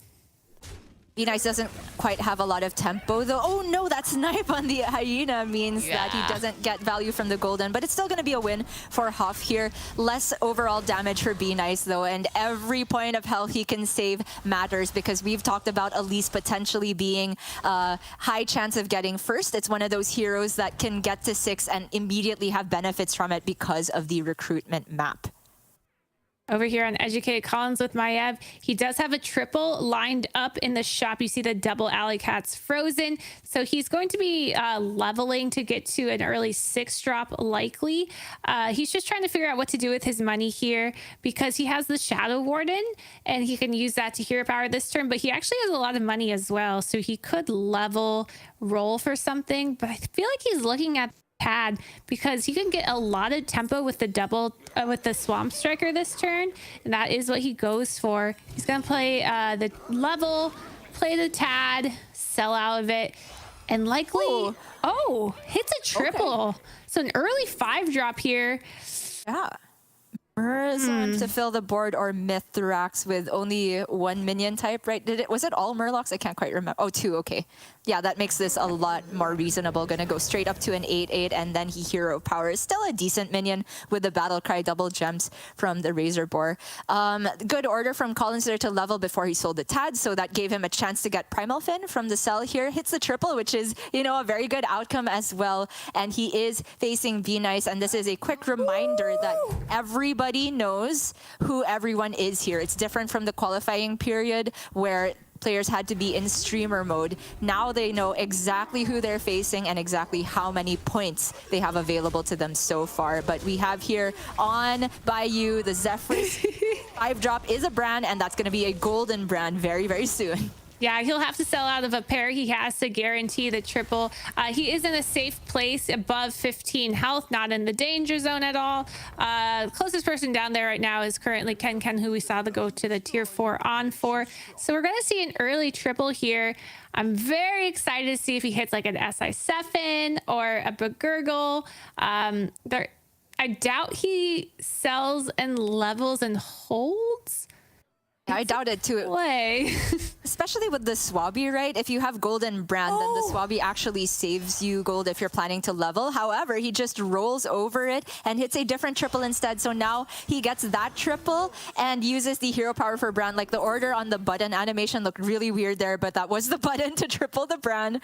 And he gets Murazon. Oh my gosh. Yep. Full board again. That is going to be a lot of money. I wonder if he should have waited to hero power because he could have gotten the Brand from this discover here, though he didn't. Does hit a Razor Gore, which is great because he does have dragons in hand, so that will be scaling, especially with this Twilight Emissary. And I wonder if he waits to play out this Murazon because he knows that the Maiev already tripled, so maybe wants to discover what Maiev has.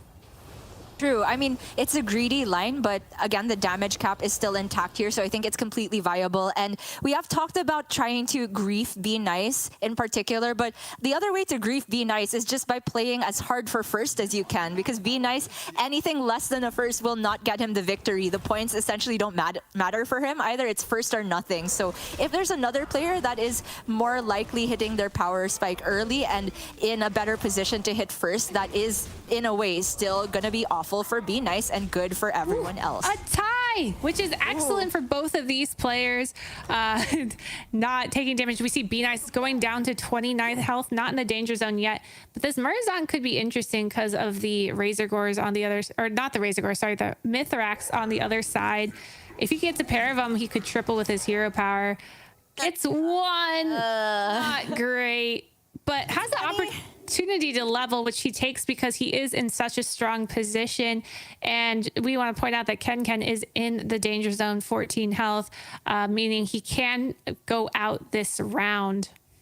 Very scary stuff. Bayou, as much as I love Bird Buddy, I don't think there's anything worth staying on for this shop. One roll, he could still buy another minion because of the Murazon cash. But Be Nice here, going for a 5-drop discover of his own from the recruitment map.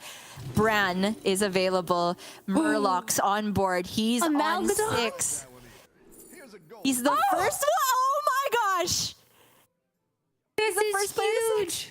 He's the first player to 6. He has the lobby in check. He needs a first place and hits the Brand Amalgadon with numerous minion types in his hand. He can sell out of a dragon to get this done this turn, or he can sell out of a beast, but I'd like to see the dragon play happening here. Wow.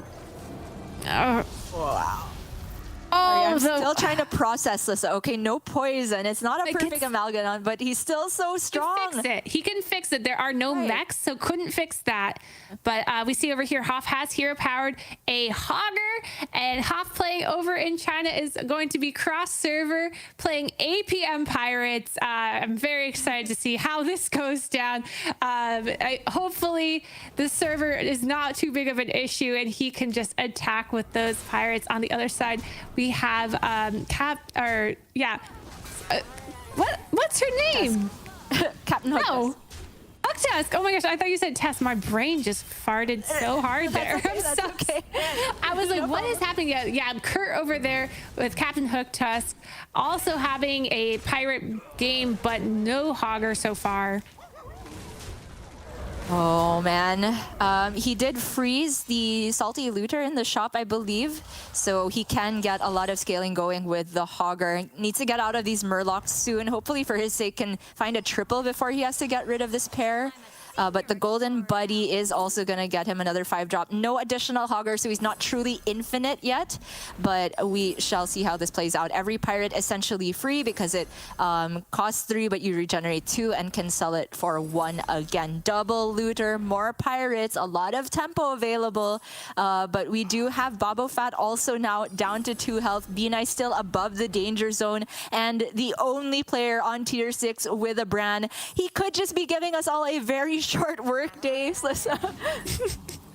No, we want to see more. I mean, I love Be Nice. I'd love to see him win. Ooh, a strong arm in the shop. No brand for strong arm, but it is a lot of tempo. But yeah, I mean, it would be so exciting if he just got this win right away off the check format, but it's not what I was expecting. But he is in quite the position to do so. We see all these pirates being generated by Hoff over here with Be Nice. And Oh my god! Done. Wait, it's golden. Okay. He hits the poison. Goes for the triple coiler, getting them buffed with a mama first. Another my Amalgadon god! is hit. He has a dream comp in the making. This is Like not it's already made. Is this the script? Be Nice wins the very first check format instantly with no competition. He's so much stronger than Collins. Well, Collins is now on tier 6 as well, which is huge. Maybe he can try and contest some Amalgadons, but there's already 4 out of the pool, right? This triple was naturally made. This golden did not come from a seafood slinger, and there's another Amalgadon in hand.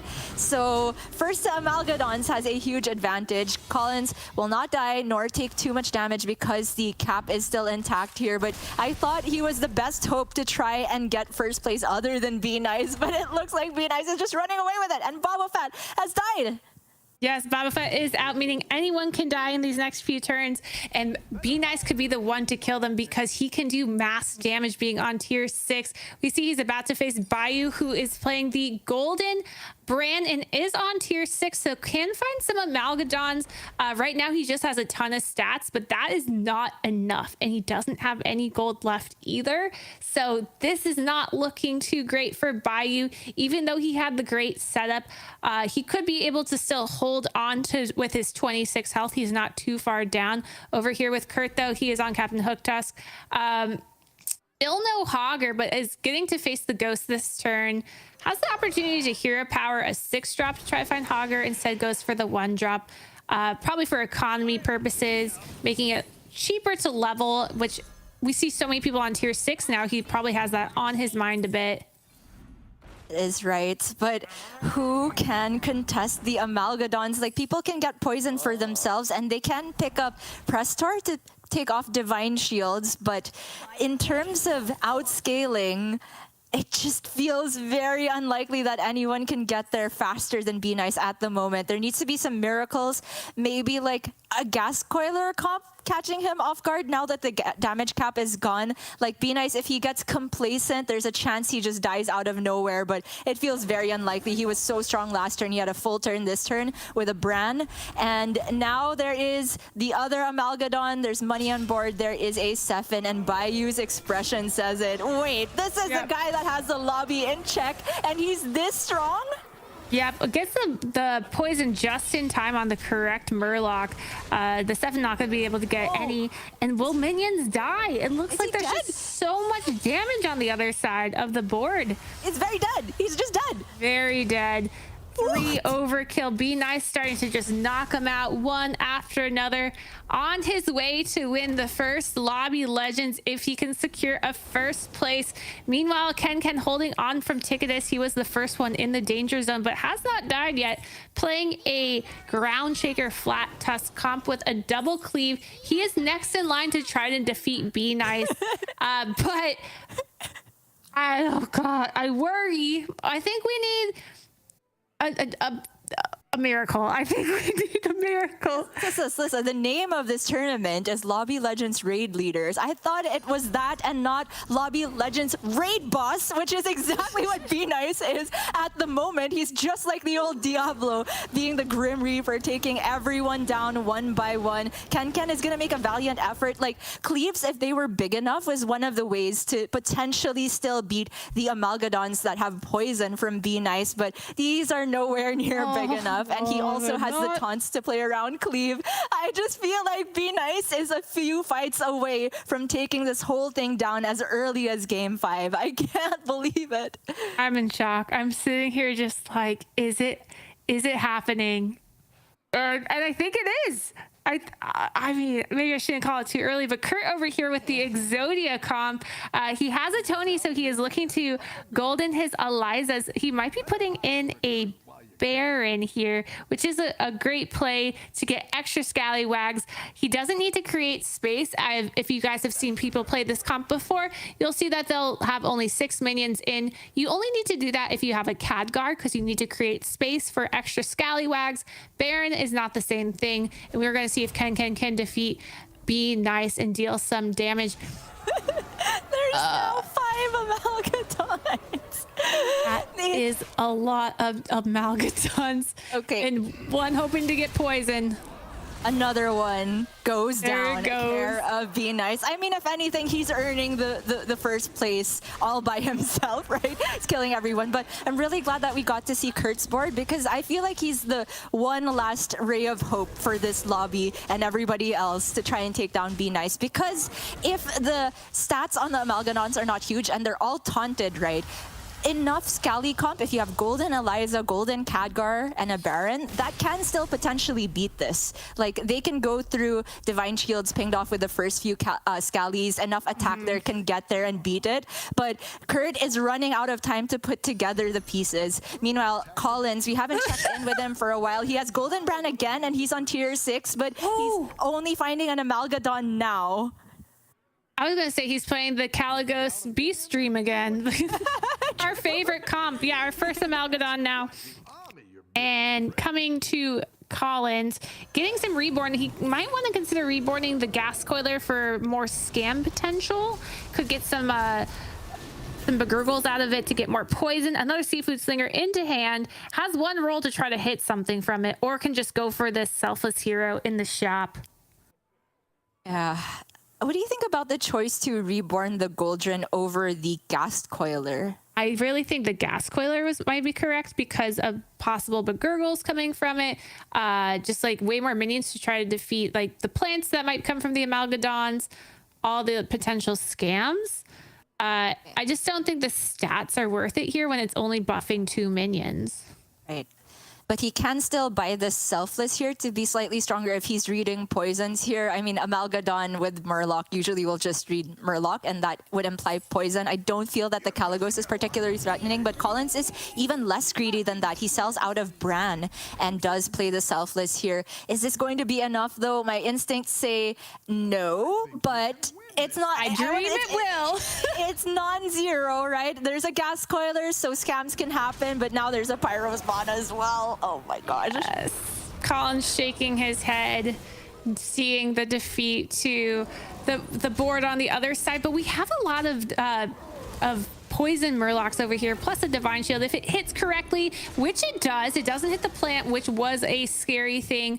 But unfortunately, because Collins only has 7 health, there's just not a lot of hope here. The raid boss strikes again. What is this? Be Nice is just unbeatable. Well on his way to winning the entire thing as early as Game 5. Is there anyone who has a chance of beating this man? Sottle, you got something for us? Show us any board that could beat this. Maybe Pampana's come up with something cute and spicy. Anything. Okay.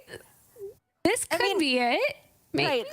We were talking about, I think this one has the best chance. I don't think there's quite enough stats yet, but if this shop, or I mean, he has full 10 gold, right? He could stay here, roll down for triple Baron / find Khadgars. You can technically get enough Scallies to work this. The Eliza is golden now as well. Maybe he had a Tony turn at some point, or he tripled it naturally. Not all hope is lost, but if Be Nice is reading the Scally comp, then he can also tech appropriately against this. I feel like the best chance for this tournament to continue is if Be Nice gets careless, doesn't tech around the Scally comp, and Kurt completely catches him off guard and kills him in one fell swoop. Yes. It's a long shot, don't get me wrong, but I am very used to looking for any 1% outs in Constructed, and I'll do it here. I'm going to find the 1%. We find a Selfless Hero, meaning if we get to the Baron, we have some potential from Punpada. Gets a Nadina, which works with the Amalgadon, but no Baron find. He can consider rolling one more time and then ending on the Ghoul in the front, which I think he decides to do. Unfortunate not hitting that Baron. Are these Murlocs enough? We've seen that there's plants on the other side. Yeah, we saw that there was a pyro spawn also for Be Nice, so the selfless isn't necessarily going to do a lot too. But I'm glad that we're coming back to Kurt here, because the way that the fights have panned out is that Be Nice has literally knocked everyone out. Maybe not the curator, I don't know, but everyone from Zephyrus up for sure has been a kill by Be Nice. And the next on the chopping block is Panpada, right? We have Kurt on the ghost here. So in a way, Kurt has had the maximum amount of time to put together a comp that can maybe challenge the super early tier 6 here. He's a lot of Khadgars away, potentially a golden Baron away as well. But if Panpada dies here, that will mean the Baron back in the pool. There's a miracle potential for Kurt, but he doesn't have much time to do it anymore. One Baron back in the pool miracle. We did see that Kurt did level, so now Kurt is on tier 6. A little bit more opportunity. Panpada is congratulating Be Nice with the clapping of the hands. He is saying congratulations to Be Nice, you have won this tournament, and now everything's on the line for Kurt. Can Kurt do this? Can he defeat Be Nice? Can he be the savior of the lobby? I don't know, Slissa. Can Bob be generous and give Kurt 1,000,000 Khadgars and the triple Baron? Because he needs the perfect Exodia Pirates. Just Golden Eliza, I don't think, is not going to cut it. And he has some selflesses, but I don't really feel that's useful against Be Nice because, again, he has Pyro Spawn. Khadgar! Yes, Khadgar! Khadgar! That's not what he wanted, though. He's realizing that Be Nice just kicked out Panpada and it's all on him. He knows it's all on him. That is his reaction. Like, really? This is on me now? You guys are doing this to me? He's shaking his head. Why are you doing this to me, man? Look at it this way. Be the optimist. The glass is half full. Everybody died first to give him the maximum amount of time to find the golden Khadgar. We don't see the rest of the shop, but as early as 50 seconds on the clock, Be Nice is mostly done with his turn. But we see the Zap in hand and the Acolyte. I don't know if he's going to play those down, but those are both incredibly effective tech cards against this comp that Kurt has. Zap conditional on whether or not the Baron has been buffed. We do see that blood gems are available from the Quillbore, so Kurt can try and slightly play around that by keeping the selfless on board. The Khadgar is in hand now, and he can replace the Flat Tusk at the end of this with the Khadgar. A second Baron is available, but there's almost no gold left. No, the dream. It's dying. Be Nice fans in chat are going wild. I can hear them now. Oh, They're saying this is what I can do. Go, little scallywag, go. He's laughing. Scallywag going to spawn 4 pirates here, and with the Golden Eliza, each one of those attacking is +4/+2, but the attack order is not even what Kurt wanted to see. He loses a 50-50 to get the board space and the selfless dead first, and the Baron is out. Slissa, I think we have a champion. We do. Be Nice over here. We get to see his perspective. We get to see our first Lobby Legends winner. He's still stressed. He's still counting all those scallywags. It's like this in Constructed too. The players already on ladder, they know they've won, but until the absolute final call has been, yes, exactly, determined. I get some yeps in chat. Yeps for Be Nice. Let's go. Our first 35 ever Lobby Legends check format, and Be Nice takes it in 5 lobbies. Crazy. He just has such a huge lead on everyone else. A first place to lock it out right after he got that 20 points plus threshold for check, and that means now that there's no more chance to earn points for anyone else. So we do have our top 8 locked in order here. Unfortunately, some of our predictions, Slissa, going out in the bottom 4, but of course it is all about Be Nice. Huge congratulations to him. We saw such a consistent performance right from the get-go during the qualification process, and he's gotten the most first places even prior to today, right, including those qualifications. And he's shown that he's capable of doing it when it matters as well. Yeah, we talked about that at the start of the stream, that he was one of those players to be really concerned about, because he got here with the most first places, and being able to secure first place is how you win this style of tournament. And he did it at the correct time and just destroyed one player after another. We were watching this playback, every single one just dying to be nice. Wow, I feel like he took down everyone in the lobby one by one. He truly was the raid leader, the raid boss of the event, and the first ever official Hearthstone Esports for Battlegrounds champion. It must feel amazing for Be Nice. And Slissa, I did get the chance to actually pop in his chat a while ago. He was streaming right before the tournament and getting his thoughts on things. I was asking him, do you think that people are going to grief really hard when one person has the lobby in check? And he said, actually, no, I don't think so, because it's really difficult to say that they're going to be the person to maybe make themselves weaker in the long run just to help out the rest of the lobby in order to give somebody more time to get to check as well. And that's exactly how it panned out. I don't think I saw any like specific plays that you wouldn't see in a non-check format. I don't think anybody really had the capability either, though, because you guys got so strong so quickly. But it's just so impressive to me how that confidence paid off right from the beginning. Everything going according to plan, and that humility now can be thrown out the window. I think it's justifiable to do so. He can gloat all he wants because this was so convincing. And I want to point out, too, when we saw the points, no other player got to 20 points after this turn. So he would have had another game to himself to try to win it out, because the closest we got was 19.5 after that turn. So, yeah, again, like he would have just had the lobby to himself yet again to try to get for the first. Very, very true. Slissa, thank you so much, but I do have to ask you to step away for a little bit because we have an interview with Be Nice ready, the champion of Lobby Legends Raid Leaders. Be Nice, congratulations! How does it feel? Game 5 only. Thank you so much. It's unbelievable. I don't know what to say. Like, it's actually crazy. Like, I don't know. It's mind blowing, to be honest. Like, I didn't expect that I have that I have a chance. Like, I knew I have a chance to win, but I mean it's so tough to win a tournament in such a stacked field, and like so much stuff has to work out in order to win the whole thing. So it's crazy. It's actually crazy. I don't know what to say. It really is. I know that a lot of things must be going through your head right now, but can I pick your brain a little bit about the thought process, how it started out at the beginning of the tournament and how it changed when you got to that 20-point check position? Like when I played my after I won the game with the Cirella, I had like 16.5 points. And I got the hero selection with Zephyrs, and I really like Zephyrs and the secret dude. And I decided then to go for the secret dude because I knew I only need like a few points to make it to 20.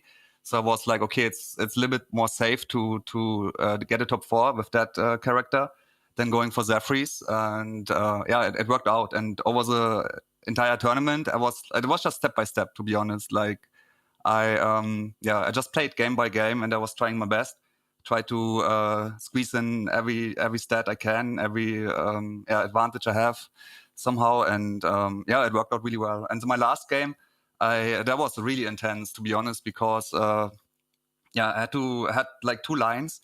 I had the safe line, going for Mama Bear Death Battle stuff. I got a perfect Death Battle setup. But it's not enough to win the tournament with Beast. Right. So I had to go for the greedy line with Bran. And it worked out. Like, I got the dongs. I managed to get the good ones. And like the one turn was crazy when I tripled the dong. And then I had like double gas coil line stuff. And there was so much stuff going on. And it was also a little bit laggy because like I'm sitting in Berlin and I play on an A. So it was not perfect in this situation. And I couldn't do like everything what I wanted because I didn't have the time. But in the end, it worked out. And crazy. Right. Crazy. I'm so sorry to ask this of you, but on the official broadcast, we have to call them Amalgadon. So please use that term from now on. Yeah, I'm not used to that. I'm not used to that. I'm sorry. Don't worry whatsoever. Amalgadon. You should get used to it. because with a performance like this, I'm sure we'll be seeing more from you. Can you talk a little bit more about your preparation going into the event, even all the way back from qualifying on ladder and the initial tournament? I have to do a shout out for like my viewers know that I'm a big fan of Good Dammit. Like I watched him a lot. He's one of the best players we have, and I learned a lot. Like this was kind of like my preparation. To be fair, like I watched his stream a lot, even if I don't understand because I don't speak Russian. I learned a lot. So like he was, in my opinion, also the favorite in this top 16 event. Like he's a really really good player, and I tried to learn from him. And then I just try to stay calm. Like it's obviously not that easy to play a tournament, and it's my first like gigantic tournament. So obviously there's also like a little bit nervous and stuff, but yeah, that was like basically my preparation. Just try to be calm and watching like good players like Good Dammit, XQN. Like we have so many good players, and I don't consider myself being the best. So there was a lot of stuff to learn to get advantage. I mean, that humble attitude is really iconic too already. I tuned into your stream just earlier today, and I could see that your positive outlook has really, really helped you. And you also mentioned something there as I was asking you about check format and whether you think it's more good for the players or the viewers. Can you share what you told me to everybody? I mean, the format is perfect for the viewers, right? Because it's really exciting, and it's not like if someone gets ahead, like it went really well for me, right? Like I got a good first game with Daryl, then I got lucky with the Oxaron game, and then I won the lobby with Cirella. So if like I could have just played it really safe and just go for beast, right? If we just have to make it to like 20, 30, 40 points, whatever, then I can just play it safe, you know? And with this format, I had to win a lobby. So I have to go for a greedy line in order to win. Like I can't just get like second, or just play safe into top 4 and then I make it, right? So you have to high roll the hero and the lobby. So that's really interesting for the viewers. It's not that cool for the players, I would say, because you have to high roll. Like I won the tournament because I got lucky there. Like that's just how it is in the end. But yeah, it's really cool for the viewers. You also played well, and I know you mentioned that it wasn't so much about the money necessarily, but also just growing the Hearthstone scene and also making sure that more people can tune into your stream. Because I mean, you were laughing at me and Slissa calling you one of the bigger streamers in the tournament when you feel you're not necessarily that big of one. But I think a lot of people are going to start tuning in and appreciating your stream, as I did today. So any message to all of your subscribers and viewers and new fans? I mean, I can just say thank you. Like I got so many messages. It's actually insane. Like so many positive vibes. And like after yesterday when I did well and I qualified for today, like I got so many messages that they are rooting for me and they're happy for me. And like, it's crazy. Like I got so much support, so much love. And yeah, I don't know. It's just, I can just say thank you to everyone. And just thank you. And I'm really thankful for everything. Yeah. All right. Thank you so much for those kind words. I'm going to let you go now, celebrate a little bit more. So I hope to see you perform in later. Oh, so go ahead. Thank you.